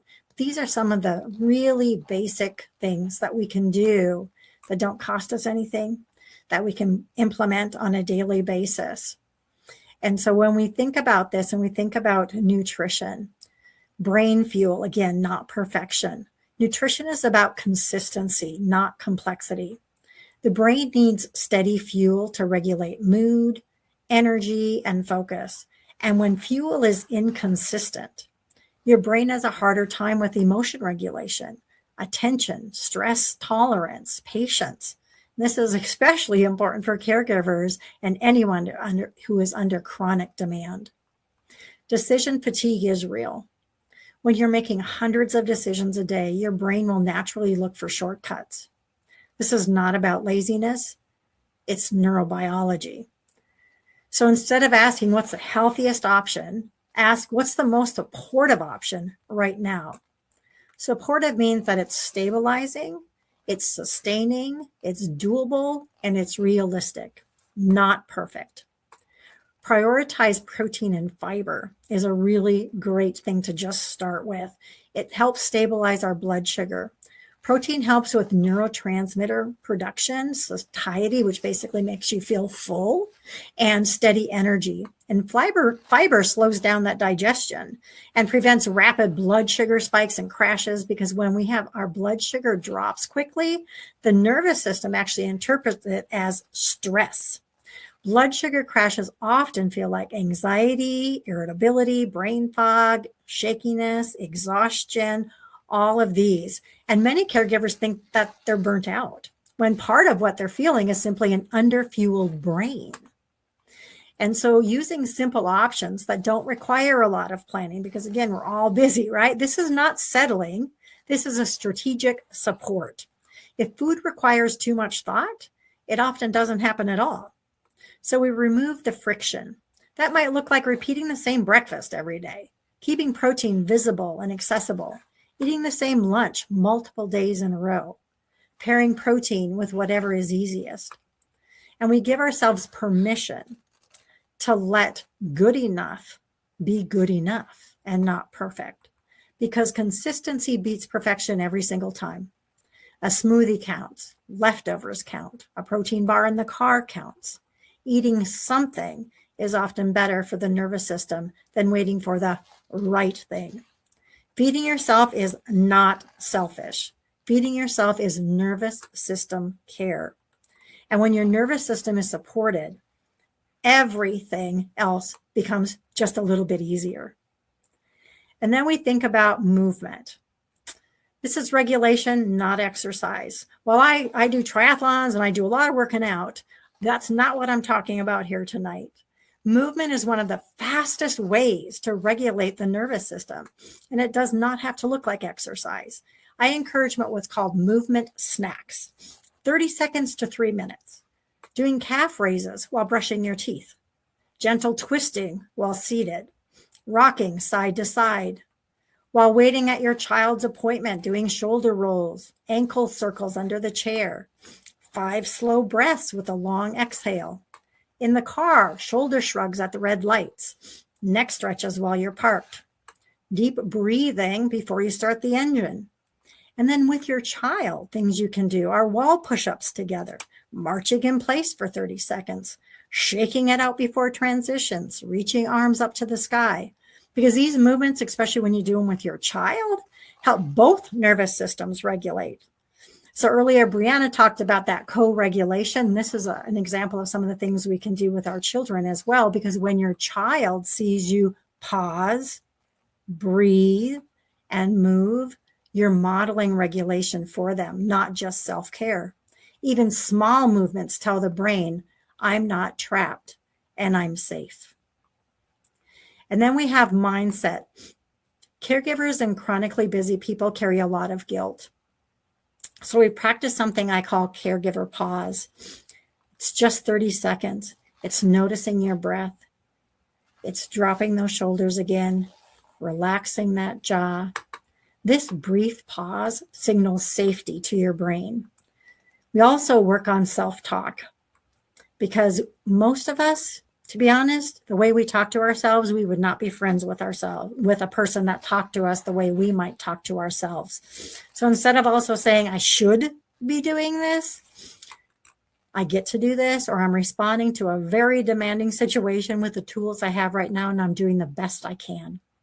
Self-compassion is not self-indulgent. It's a nervous system intervention. That reframe, again, changes how the brain actually processes stress. It's these simple little, just base things that we can do that really do matter. And then we think about rest. Micro rest actually matters. Rest is not optional. It is a biological requirement. But before we talk about sleep, I want to normalize something. Many caregivers tell me, I know sleep is important, but it just feels impossible right now. And if that's you, you are not failing. Sleep struggles are often a nervous system issue, not a discipline issue. Let's talk about why sleep can be so difficult when you live under chronic responsibility. When your nervous system is used to being on alert all day, listening, anticipating, preparing, it doesn't automatically shut off just because your head hits the pillow. Your brain has to learn that nighttime is still a time to stay vigilant. That's what your brain has learned. That can look like difficulty falling asleep, waking in the middle of the night, racing thoughts, light, unfreshing sleep. This is not your body being bad at sleep. This is a nervous system that hasn't felt safe enough to fully downshift yet. So when we talk about sleep-friendly habits, we're not talking about rigid routines or perfect sleep hygiene. We're talking about sending cues of safety to the brain, because the brain falls asleep when it senses predictability and safety, not pressure. So some gentle, realistic, sleep-friendly habits can include dimming the lights in the evening, lowering stimulation one step at a time, repeating the same small wind-down cues each night, reducing decision-making before bed.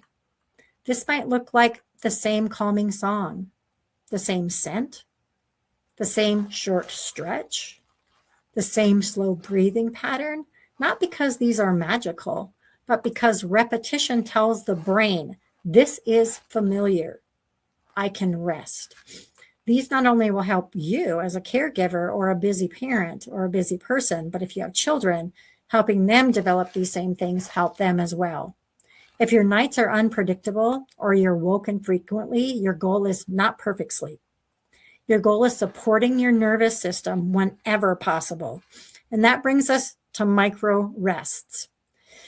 Here's something that people don't often realize. The nervous system does not only recover during sleep. It also recovers during brief moments of perceived safety throughout the day. These are called micro rests. Micro rests are really short, often 10 to 60 seconds, but they have really, really powerful impact on stress hormones and brain regulation. They work because they interrupt the constant on signal. When you take a micro rest, cortisol begins to decrease. We're talking 10 to 60 seconds. We can all do this. The vagus nerve is stimulated. The parasympathetic nervous system is activated, and the brain gets a signal that danger has passed, even briefly. And when these moments happen over and over again throughout the day, they add up. They reduce overall nervous system load. They make sleep easier later because your system is not trying to recover from a full day of unrelenting stress. Micro rests do not require lying down, closing your eyes, silence, being alone. They can happen in real life. Example again is one slow breath with a longer exhale, dropping your shoulders intentionally, unclenching that jaw, pressing your feet into the floor, leaning back in a chair for 10 seconds, placing your hand on your chest, even saying silently, "I'm safe right now. I am safe right now." That sentence alone can change nervous system signaling. So why does micro rests help sleep later? Well, if you think of your nervous system like a battery, if it's completely drained all day, sleep becomes harder, not easier. Micro rests prevent total depletion. They create small deposits of regulation. So when bedtime comes, your brain doesn't feel like it has to recover everything at once. This is why caregivers who use these micro rests often report falling asleep faster, fewer racing thoughts, deeper sleep when they do sleep, and less exhaustion overall. Not because their life changed, but because their nervous system got more support.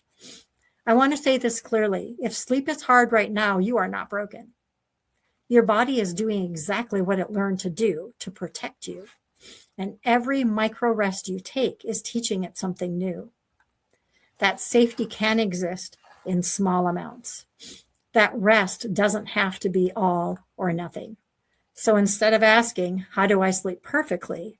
Try asking, how can I give my nervous system more moments of safety today? Because these moments quietly, gently build a foundation for better rest later. Caregivers don't struggle with discipline. I want to say this clearly. Caregivers do not struggle with their discipline. You show up, you follow through, you problem solve, even when exhausted. You problem solve every day, all day long. What caregivers struggle with is that the systems don't fit their lives. Most wellness advice assumes you have time, energy, and flexibility. Caregivers and busy adults often have none of these. So the traditional goals fail, not because you didn't try hard enough, but because the system was never built for you. That is why these micro habits, 1-minute actions, tiny repeatable steps, such as if the goal is hydration, 1 sip of water every time you check your phone. If the goal is movement, stand and stretch during one transition. If the goal is mindset, 1 compassionate sentence during a hard moment. If the goal is rest, 1 slow breath before responding to anyone. We also use habit stacking. So if we think about habit stacking, it's something that you already do. That's a habit, like brushing your teeth. And then you stack another new habit on top of it. So doing a stretch while brushing your teeth. Breathe while your child logs into an appointment. Rolling your shoulders every time you get into the car. When habits feel doable, they stick. And when they stick, they quietly protect your nervous system over time. And you start finding kind of that weekly rhythm. So here's your roadmap that I really want all of you to think about. Is setting up 1 micro goal in each area. 1 for nutrition, movement, mindset, rest. Not all at once, not perfectly, just consistently, and really think about what those are. The other thing that is really important is community is medicine. And I love this community that Tanya is already putting together here. The community is medicine. When we build a community around us, it's a connection, and connection lowers cortisol, which is our stress hormone. It increases resilience. It reduces isolation. Your nervous system was never meant to do this alone. Support is not weakness. It's a resource. And so looking at where can we build in those community supports? How can we build those within our lives, within our, all of the different people? There's a lot of people out there that we can connect with. It's finding those that are your people. So let's take a pause together. Let's do a 60-second reset. Probably won't even be 60 seconds at this point. Just take a slow inhale through your nose. And then a long exhale through your mouth. Drop those shoulders. Unclench that jaw. What you just felt was regulation. This is what regulation feels like. It can be an amazing thing. And if you think about just doing that several times throughout the day, you will notice how much difference that makes in your overall well-being. And again, there's a lot of things that we can do. I agree wholeheartedly with Reanna about, therapy can be very, very helpful. Many caregivers also have early trauma that they probably have experienced. And just the trauma and grief about not maybe having the child you expected to have, having a child that you expected, was going to be, a neurotypical child, and you have a child with some disability. There's a grief process to go through around that. And so really looking at those things can be really, really important. But what I'm talking about today are some very simple, just stuff that can give you a really good base every single day that you can just start very slowly and start implementing. And then we can look at other things to add on to that. I use a lot of different technologies, a lot of different, evidence-based practices above and beyond these. But these are some simple things I wanted to share to give you some simple takeaway things that you can really take from here. So before I close, I really invite you to reflect on this. One small shift I can make this week is ... So again, think to yourself, one small shift I can make this week is. And I encourage you to write it down.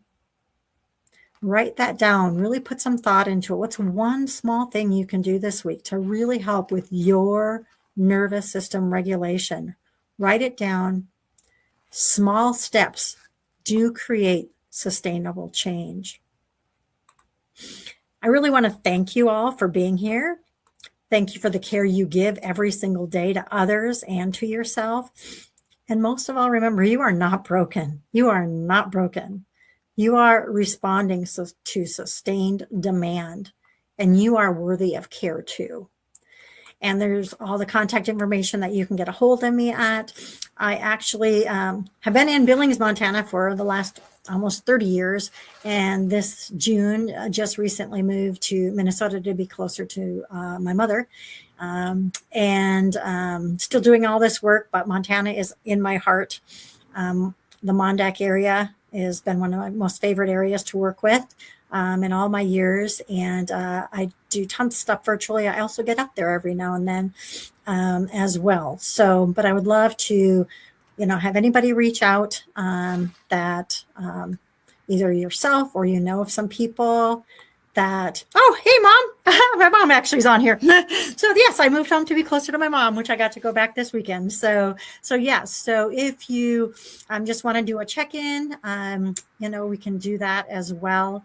I just really, truly appreciate this opportunity. Tanya, you have put so much effort into this summit. I just really appreciate you doing this, and I hope to be involved in all of them. And I have started a nonprofit, so I have some experience with that and would love to talk with you about that as well, because I think It fits exactly with where I like to do as well, because there are so many families that I work with that don't necessarily have some of those financial resources to really do some things to take care of themselves. And if we can give back and give those things and provide some of those resources for people, I would love to be part of any of that as well. That would be amazing. Yes, I'm one that is all full of big ideas and forward momentum. I am not afraid to jump in and make mistakes and learn as I go. So I could use some advice.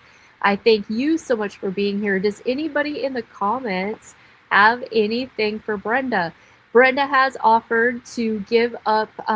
We're gonna throw them all in. What I'm going to do with these prizes is, so Brenda's offered a couple of sessions while we're drawing through. I think what I'm going to do is wait till the end of the week before I disperse anything. And like with your sessions, and I think a couple other people were doing that, I'll kind of have a list. And then if that meshes with somebody and they want to pick a session with you as part of their prize, or somebody else, I think that's kind of how I'll handle that. And then so I'll put them in touch with you. That sounds amazing. That would be. I also have some things, Tanya, that I can send that have all of this kind of in a bunch of little guides on all of the different areas that we could email out to everyone who registered. Let's so they're do just that. They're just PDFs, yes. and so we can get that sent out to everyone as well. Yeah, let's do that. I don't see. I'm glancing through. Do you see any other questions from anyone? Don't see anything else there. All right. Well, thank you so much. You are so welcome. This was amazing. I think you're I don't really LinkedIn much. I think you're the only person I follow on there. I get notifications from your posts. So if you guys like LinkedIn, Brenda's got good posts over there. Oh, thank you. Yes. And what time is it? We'll take a short intermission. I'm going to put on that little video and we'll be back at 7:15. Thanks, everybody.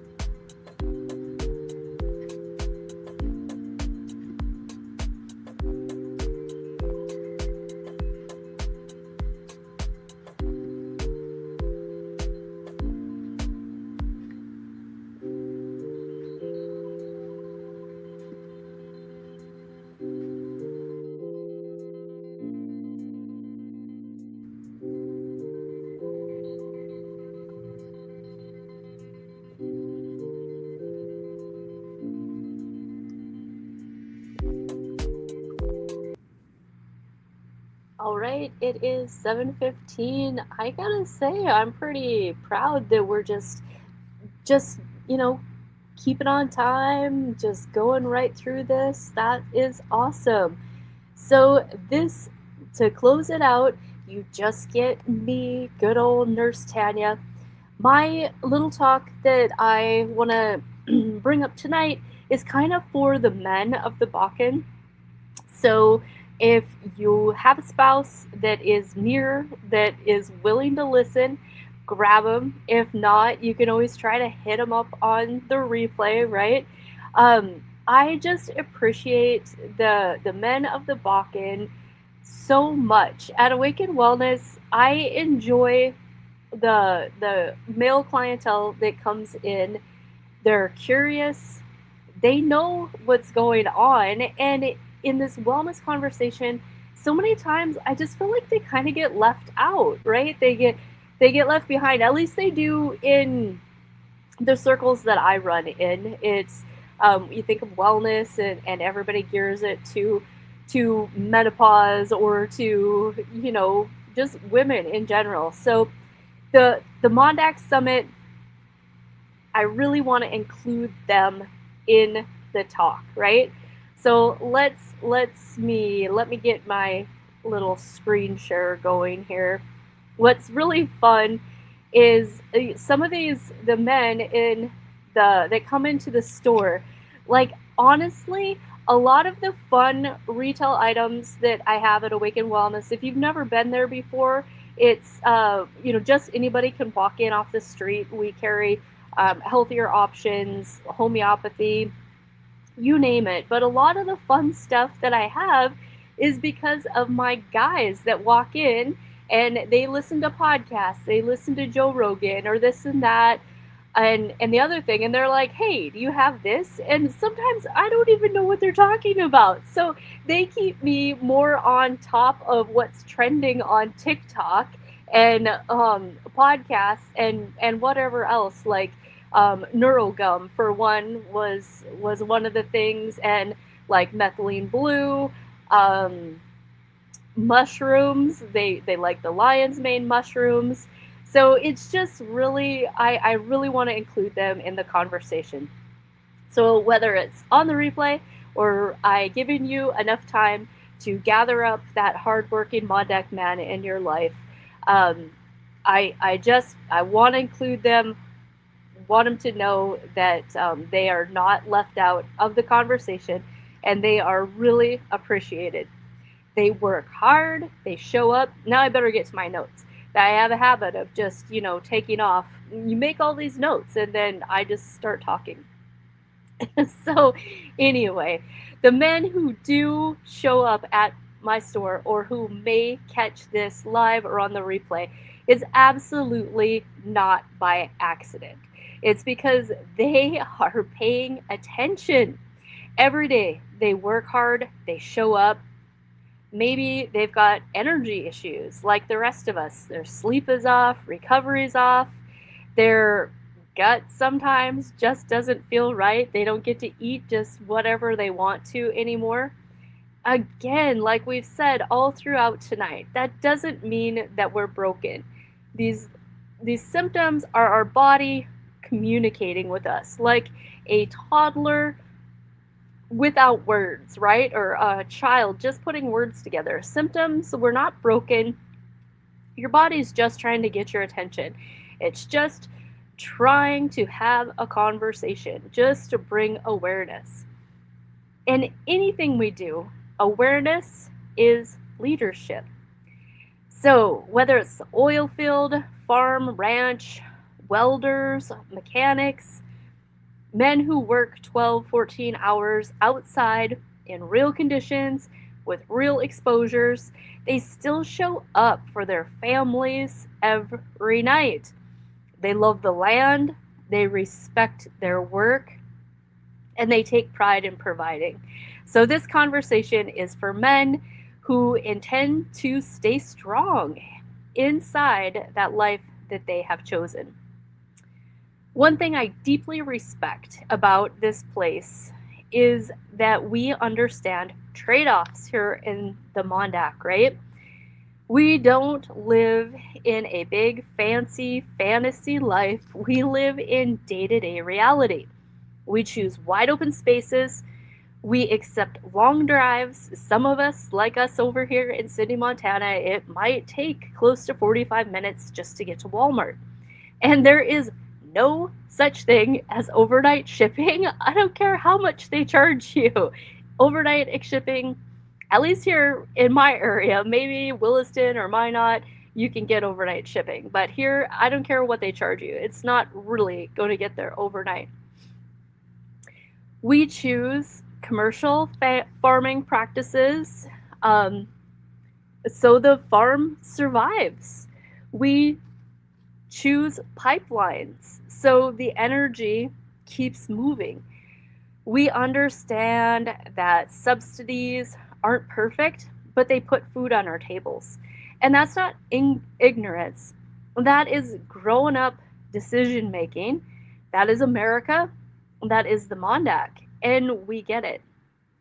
Trade-offs don't mean sacrifice without solutions. They mean awareness. Take when COVID hit. It didn't break us. It didn't shut us down. It didn't turn us into rioting idiots. What it did was remind us that everybody needs help sometimes, and we share, we're stronger. Health and health systems and health communities work the same way. We don't live in perfect conditions here. We never have. We never will. We can't expect to. But we adapt. We help each other. We move forward. Like, our culture is different. It is rugged. It kind of reminds me of I mean, just stick with me on this, but back when I was young, there was the yo mama jokes, right? Yo mama, this, whatever. Like, you could we can make fun of our own thing and tease in our own heart space, but we don't want to hear anybody else disrespect your mom, right? That's how it is in the MonDak, right? We can say all of the jokes about the weather, about this. Why do we live here when you can't breathe the air in the winter? Or why do we live in places that freeze our face? So, like, we all get that, but we do still love it, and we know what the trade-off is: raising our families here in these wide open spaces. So, the reality is, now, some of this, what I'm going to say, I don't know how to say it. I don't mean it in judgment, and I don't mean it in criticism. I just mean it as part of our ownership.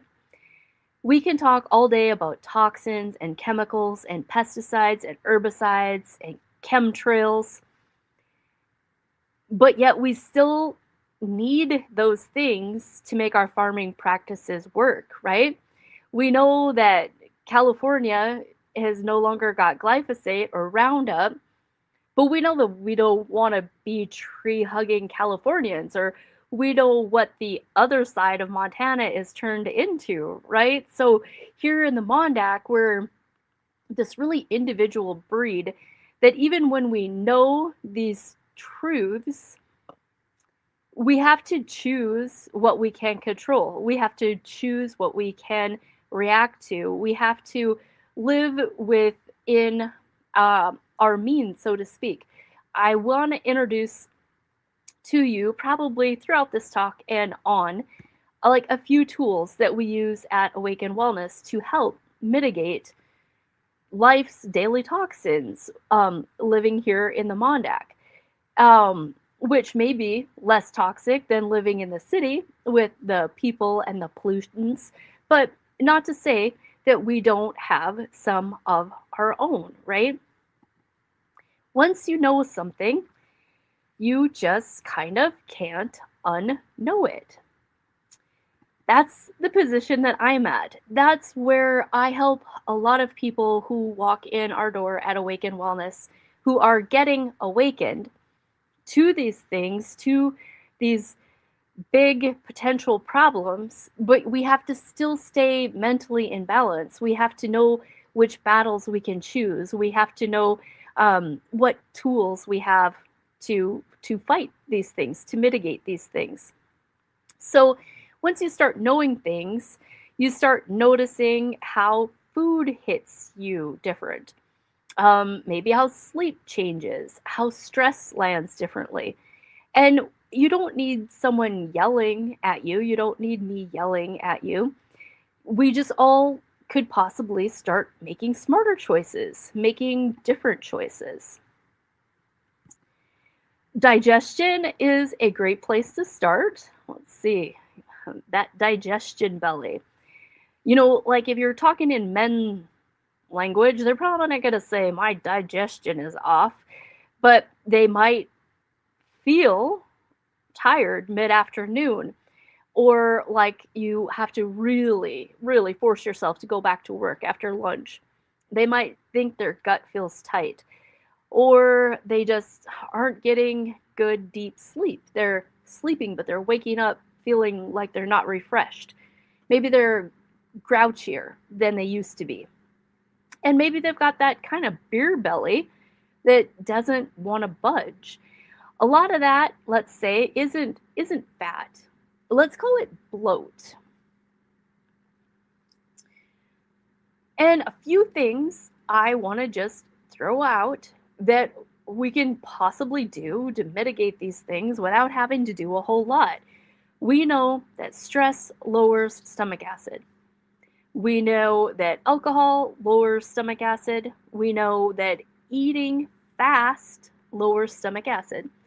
So when stomach acid drops, those microbes that belong in the large intestine, they move to the small intestine. A fancy word for that you may have heard before is SIBO, small intestinal bacterial overgrowth. And the way I explain that is like not fancy or scientific, it's like hoses.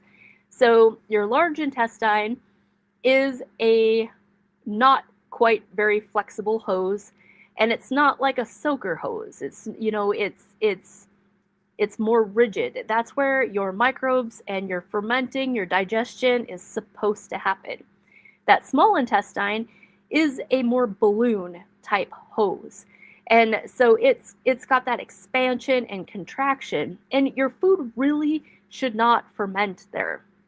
But when it does, because of low stomach acid or other microbial imbalances, I'm just really putting this simply, but that creeps up there. So then your microbes, when you are eating, especially foods sometimes like raw vegetables, onions, garlic, that fermenting starts to happen in a place it was never meant to happen. And that's where you get that bloat.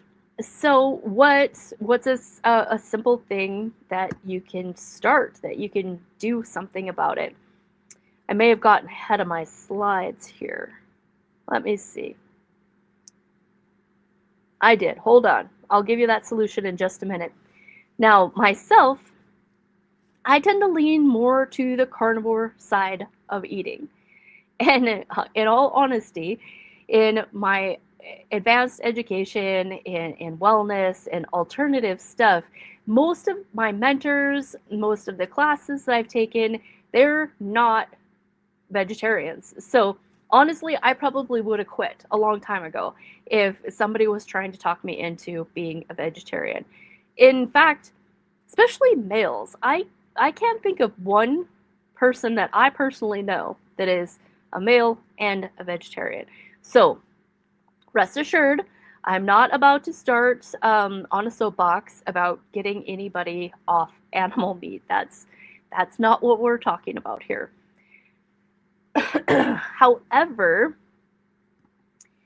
steak or animal meat is super dense.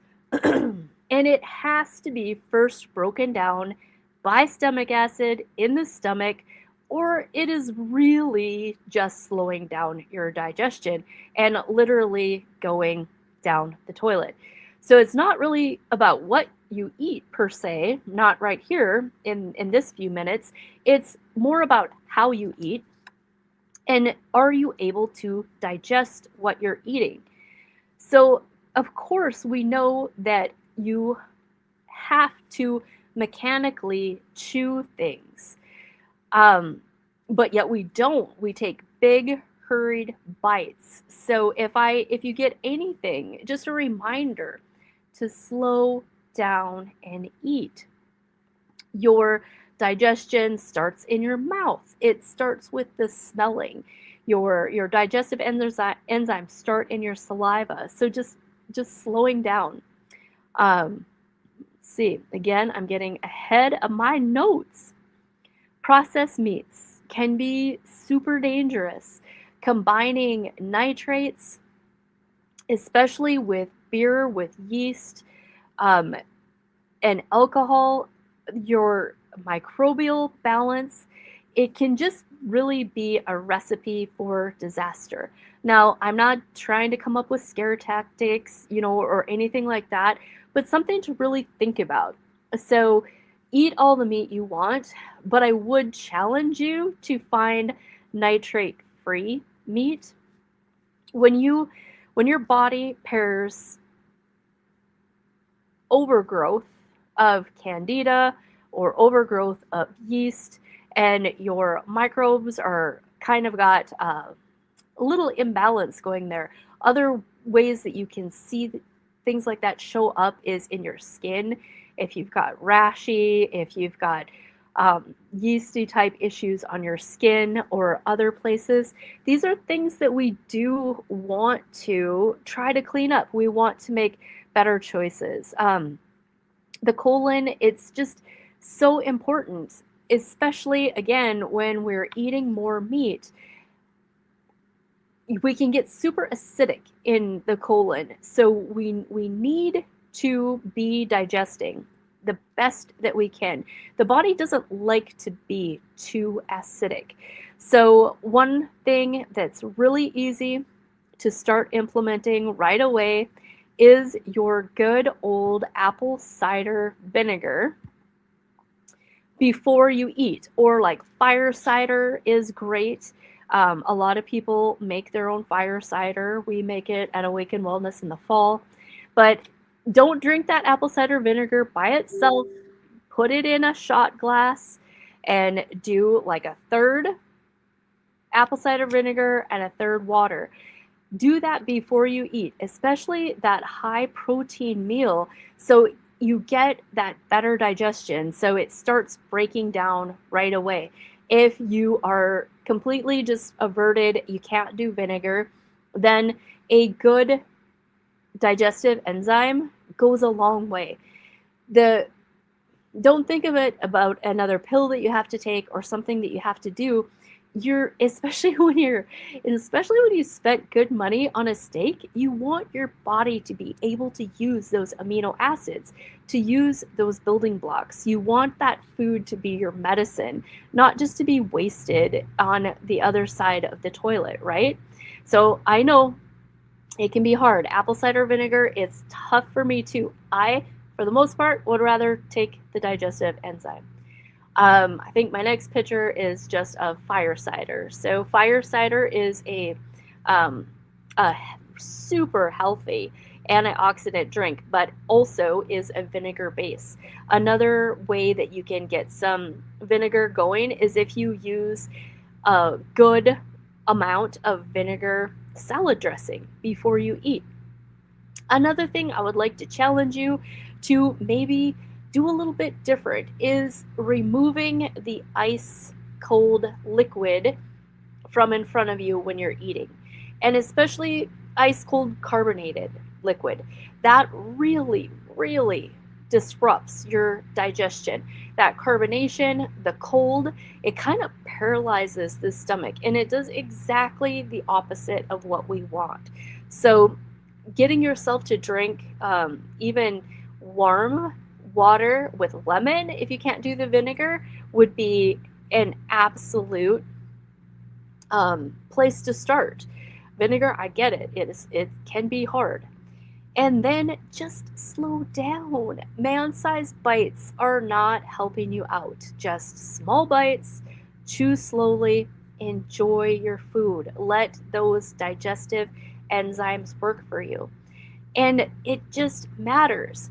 Timing of how you're eating really matters. Now, this is something that I get that it's difficult. It's difficult in our house too, when you are outside and you're working until the sun goes down. Then you come in and maybe you only ate that one meal a day, and now it's this big old protein meal, and you go to bed with a full stomach. When we do that, your stomach doesn't get to rest. Your liver at about 3 o'clock, 2 o'clock in the morning, that's when your liver wants to cycle and cleanse, and that can't really happen like it's supposed to when your stomach is full as well. So then you kind of have that, oh, I just didn't sleep very good. You wake up feeling not rested, and it's because your body didn't get to rest. It was busy trying to digest that heavy meal all night. So a challenge would be, it's a challenge for me. I'm still trying to get myself more in that mindset. My husband has always been great about getting up and making himself some protein and making himself breakfast in the morning. For me, it's, if I can get a shake in, that's about as far as I can get. I just don't have that appetite in the morning. But my health needs me to. My health is requiring me to make that change. So eat like a king in the morning. And if you can, fast 6 hours. 2 meals a day is great. Men can really do well on the 1 meal a day program as well. Men fasting, doing 1 meal a day with good stomach acid and good protein will actually boost your testosterone. Men, the more you can starve out that sugar and cut back sugar, the better your body will convert your testosterone to your good metabolites, to your DHT. Men, if you've got some liver congestion, you're eating sugar, your body's going to metabolize that testosterone over to the estrogen side instead of testosterone. So I just kind of blumped that all together. But digestion, eating less at night. Try to go to bed 2 hours on an empty stomach. That is one shift. Getting the sugar out. So again, less carbs, more carnivore, and doing some liver cleansing, some liver work, removing the alcohol, giving your liver a rest, are all things that you can do to naturally increase your testosterone. If you're going to do a little bit of morning warm-up activity, light exercise, the morning as well is the best time to do that to enhance your overall composition. Making sure you stay hydrated, making sure you have enough minerals during the day. Let's see, I'm trying to look back at my notes. I really got myself all off track. Imagine that. But really, really important, those two couple of things. And I know for outdoor families, it's super hard not to go to bed on a full stomach. But if you can figure it out, at least in the winter, you can play with it and see if what I'm saying rings true for your body. Now, every body is different, so this may be your absolute truth, and it may not make any difference to you. And it also may depend on your age. We have to be wise enough to know that as the years progress, what worked for us 10 years ago, 5 years ago, even last year might not still work today. We have to revisit these things. A couple of my favorite tools, I will see, I'm going to kind of skip forward here a little bit. When we're talking about digestion, when we're talking about that bloated stomach, one of my favorite companies is called Cellcore Biosciences, and they make a product called Para 2. It is amazing, especially for men. It just takes that tire in that midsection and completely deflates it. And it is that bacteria in that small intestine. Sometimes it's 30 days, sometimes it takes a couple rounds of it, but they will get such amazing results. Okay, sleep, we talked about sleep affecting testosterone.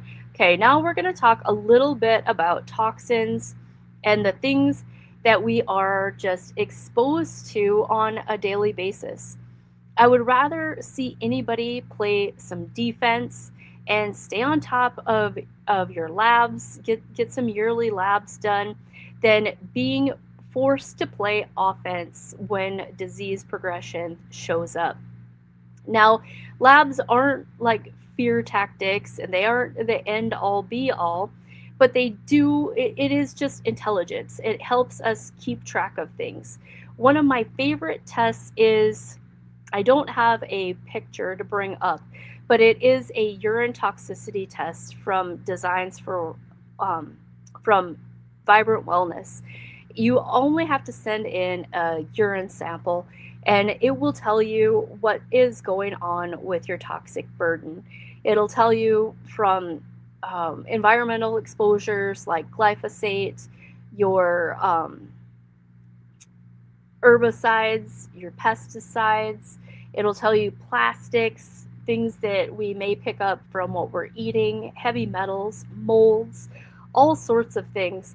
And when we get that test back, sometimes it will not look too bad. And sometimes that's because those toxins are still in our fat and in our tissues. And if we start the detox process, and they can look worse in 3 months because we're loosening those out of the tissues. But that is a really good baseline, especially if you, when I just think of our guys down in the welding shop and breathing those toxic fumes into their lungs, and the chemicals that we work with and all these things. We know that we're not going to stop doing those things, but there are things that we can do to mitigate it. And keeping up with some liver work. Like if you are your age, a person your age, and you've never intentionally like done a liver cleanse or done some cellular level detox, you're like a vehicle your age that's never had an oil change. Like these are just things that are super important, especially when I'm talking to a crowd of men. You probably cringe at when I say that. You are a vehicle your age that has never had an oil change. Like that's a big deal. And where your oil is your bile. Your bile is made in your liver, and it gets recirculated throughout your colon like the oil in your vehicle. And it gets, especially if you're constipated, it's even worse, but it gets sluggish and thick, and those toxins just keep recirculating. It takes a lot of energy for the liver to make bile. So it makes very little and it reuses, it keeps recirculating. So that, and even with hormones, if the liver itself is what makes your hormones, they have to methylate, they have to convert. All of the toxins in you have to convert. They have to get through different stages of methylation and out of the body. And that's the same with your hormones. Your liver decides if your testosterone is going to turn to the metabolites or if it's going to turn to estrogen. Same in both species, men and women. We have got to we have to help our livers out. We have to understand that, not that anybody can't have a drink every now and then or a few beers, but when we live on a few beers a day and we live in a toxic lifestyle, we live on a toxic planet, we live in toxic work areas, those toxins, your body can't do everything.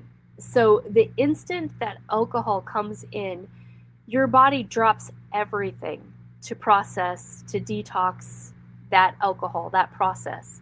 So for that day, in that minute, when that's going on, everything else you breathed in that day, everything you put on your skin that day, everything you ingested through your food that day, your liver couldn't do it all. So it had to store those toxins. Your body likes to store toxins in the liver. It really, fatty liver, you've heard of that. That is not help. Toxins do not help that.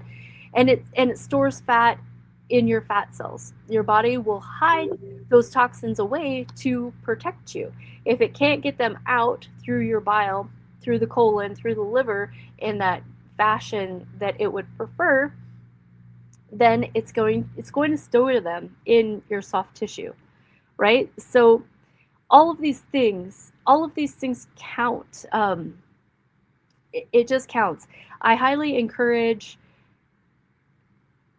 everybody who's hearing my voice to do these little things, to be mindful.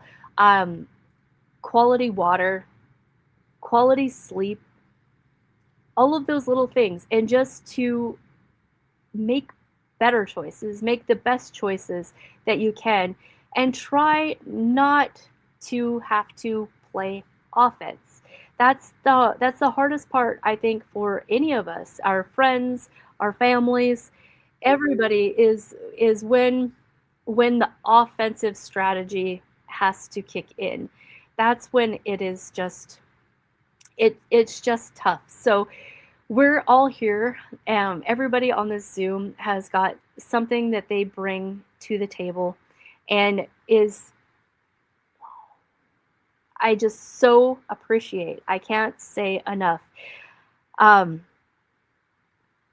MonDak is just such a tough, rugged. We weather the weather, we weather the finances, the changes in our economy, the changes in our farming practice. When, in our little economy, when the sugar beet plant closes and everybody's going to have to reimagine, what do they do with the equipment in their Quonset? What do they, they're reimagining things. The stressors are so real. And I just appreciate so much that masculine force in our area. They don't get enough credit. They just really don't. Let me get back to my notes. Let's see. I'm going to start to wrap this up. Right now, I feel like I'm talking to the blind because I can't see the comments or anything else. So I'm going to stop screen sharing, check out the comments, and see if there's any questions for me as I start to wrap this up. Let's see. Yeah, eating slower, Jessica. It is like, oh gosh, we just get into such hurries. Everything is such a hurry.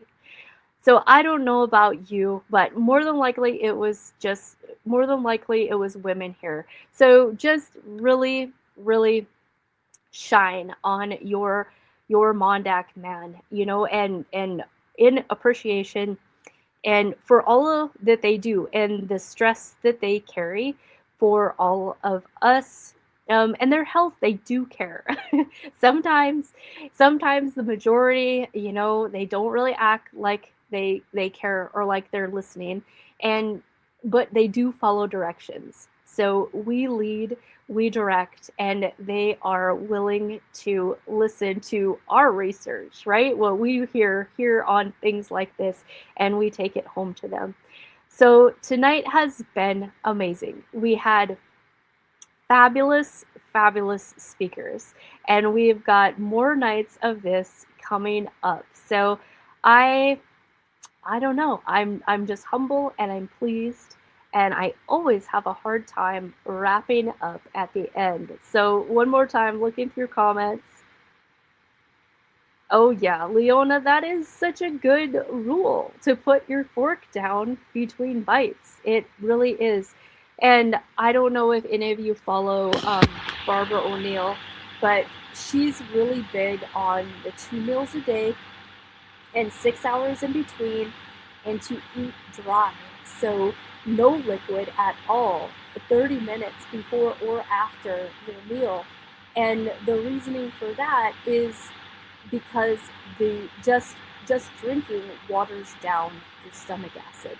So I know that goes against the grain of a lot of general medicine, right? Everybody's on a proton pump inhibitor. Everybody thinks they have heartburn because they have too much stomach acid. When I've learned through my own health journey that is so wrong. Yes, you can have too much stomach acid at certain times, but when that is happening, you have to ask why. What is the trigger? Your body, the Lord designed us to require stomach acid, not Prilosec, not omeprazole, not Tums or Rolaids. So if we are having digestive issues, we have to find that root cause. We have to look for the why. A lot of times I will ask people just to avoid dairy, avoid gluten, avoid sugar, and a few other things, which nobody likes to hear, but it does, when you stop doing those things for a while, then you can start hearing what your body wants again. And that's where food allergy testing is so valuable. Now, I say allergy, but a medical provider is not going to call it that. They're going to call it a sensitivity. They're going to say that it doesn't matter. It's a sensitivity, that there's nothing you can do about it. And that's not true. I'll use one of my triggers. Black pepper is a huge trigger for me. I had, most of my adult life, I was on a proton pump inhibitor. I had just insufferable heartburn. And I actually had to have a transfusion at one point because I just had micro bleeds and had heartburn all the time. I was on Protonics, which is stronger, 40 milligrams, and would still have breakthrough heartburn. Well, I was a nurse, I was just living a stressful single mom life, eating the normal American diet and drinking a lot of Diet Coke. And I had gotten so anemic that I ate ice all the time. And I had gotten myself off the proton pump inhibitor before I became wellness-minded. But I have a hiatal hernia, so I've got an awesome, if you live in the MonDak, I've got an awesome reference for you of a body worker. When my hiatal hernia is activated, she can push it back down. And dairy will activate that thing.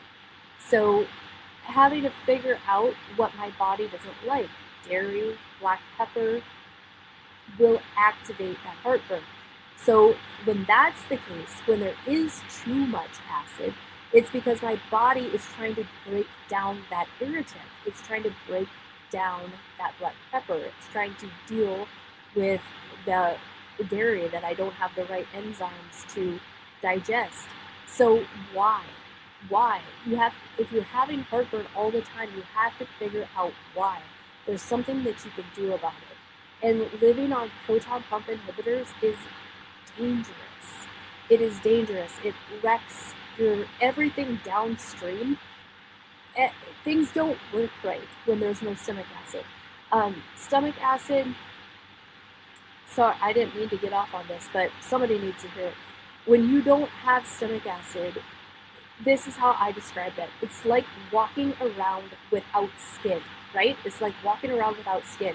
So if I had a big gaping wound on my arm, and my body should heal it if I don't get dirt into it, if I don't get, yucky stuff into it. That skin protects me. Your stomach acid is your first line of defense from whatever goes in your mouth to the rest of your body. So you have to have stomach acid. Food sensitivity testing is priceless if you don't want to do the elimination. Like if you like, you know, like sometimes people have to get down to where for a couple of weeks they're only eating a few foods and then start adding things back in one at a time to see what those triggers are. And you can absolutely do that, or you can do the food allergy testing. And another thing, if you have got heartburn, if you can't get off a proton pump inhibitor, you do have to do it slow. Cold turkeying it is not a fun process at all. But, and I'm not technically giving you medical advice. That stuff is supposed to be over the counter. And if you read the back of it, it says not to use it for longer than 2 weeks. So even the people who make the drug know you should not live on it. But I'm here to try to help you sort these things out. It is not easy. Carbonation is a big one that you should look at getting off of. And everything that I said tonight, warm liquids before you eat, lemon juice if you can't do apple cider vinegar, all those things, it's just a big deal. It really is. If you have been like I was and without stomach acid for all those years, then I got autoimmune disease and I got visibly full of parasites. And if you'd like more information on that, you can check out my TikTok videos and whatnot. But that's how my platform, Awaken Wellness, came to be. Like everybody who will be presenting in this summit, we are a product of our own healing journey. We are our own stories, and that's what we tend to be the most passionate about. Let's see, looks like there's a couple of comments. Diana, hi Diana, I'm so glad you're here, says no vinegar. What's a good digestive enzyme? So there are so many out there. Diana, you're familiar with Cellcore products. They've got a great one called CT Zyme, or Designs for Health. You're familiar with those as well. And theirs, I think, is just called Digest Zyme. And Designs for Health does have some betaine in it, so it's got the extra acid. Pam Sign, my mama, says, thank you. It was great. Oh, you hear static in the background. I think it's my computer. It gets hot.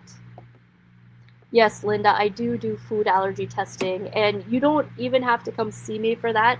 If you go on my website under the lab testing tab, then go to all the way down to Vibrant Wellness, and there's a food allergy testing there. What I like about that one, if you do the complete one, which I would recommend, the complete food allergy testing also tests for non-food ingredients, so like chemicals. It tests for like MSG, and it tests for food dye. It tests for like some other rogue things. Like I still will occasionally, but those bubbler drinks, I knew that they were kind of Russian roulette. Sometimes they would really freak my stomach out. And when I got that new food allergy test back, there is a ingredient, one of those long ingredients that you can't pronounce in those bubbler drinks that my body doesn't like. And another cool thing about that food allergy test is it does IgG, which is just your stomach immune system, and it does IgA is the stomach immune system. And we know that your stomach is your immune system. And then it also does IgG, which is just inflammatory throughout the whole body. It could look like a runny nose. It could look like headaches. It could look like skin irritation or heartburn. So that is a really cool test. I want to quick do the last drawing while everybody's here. Let me hit the button.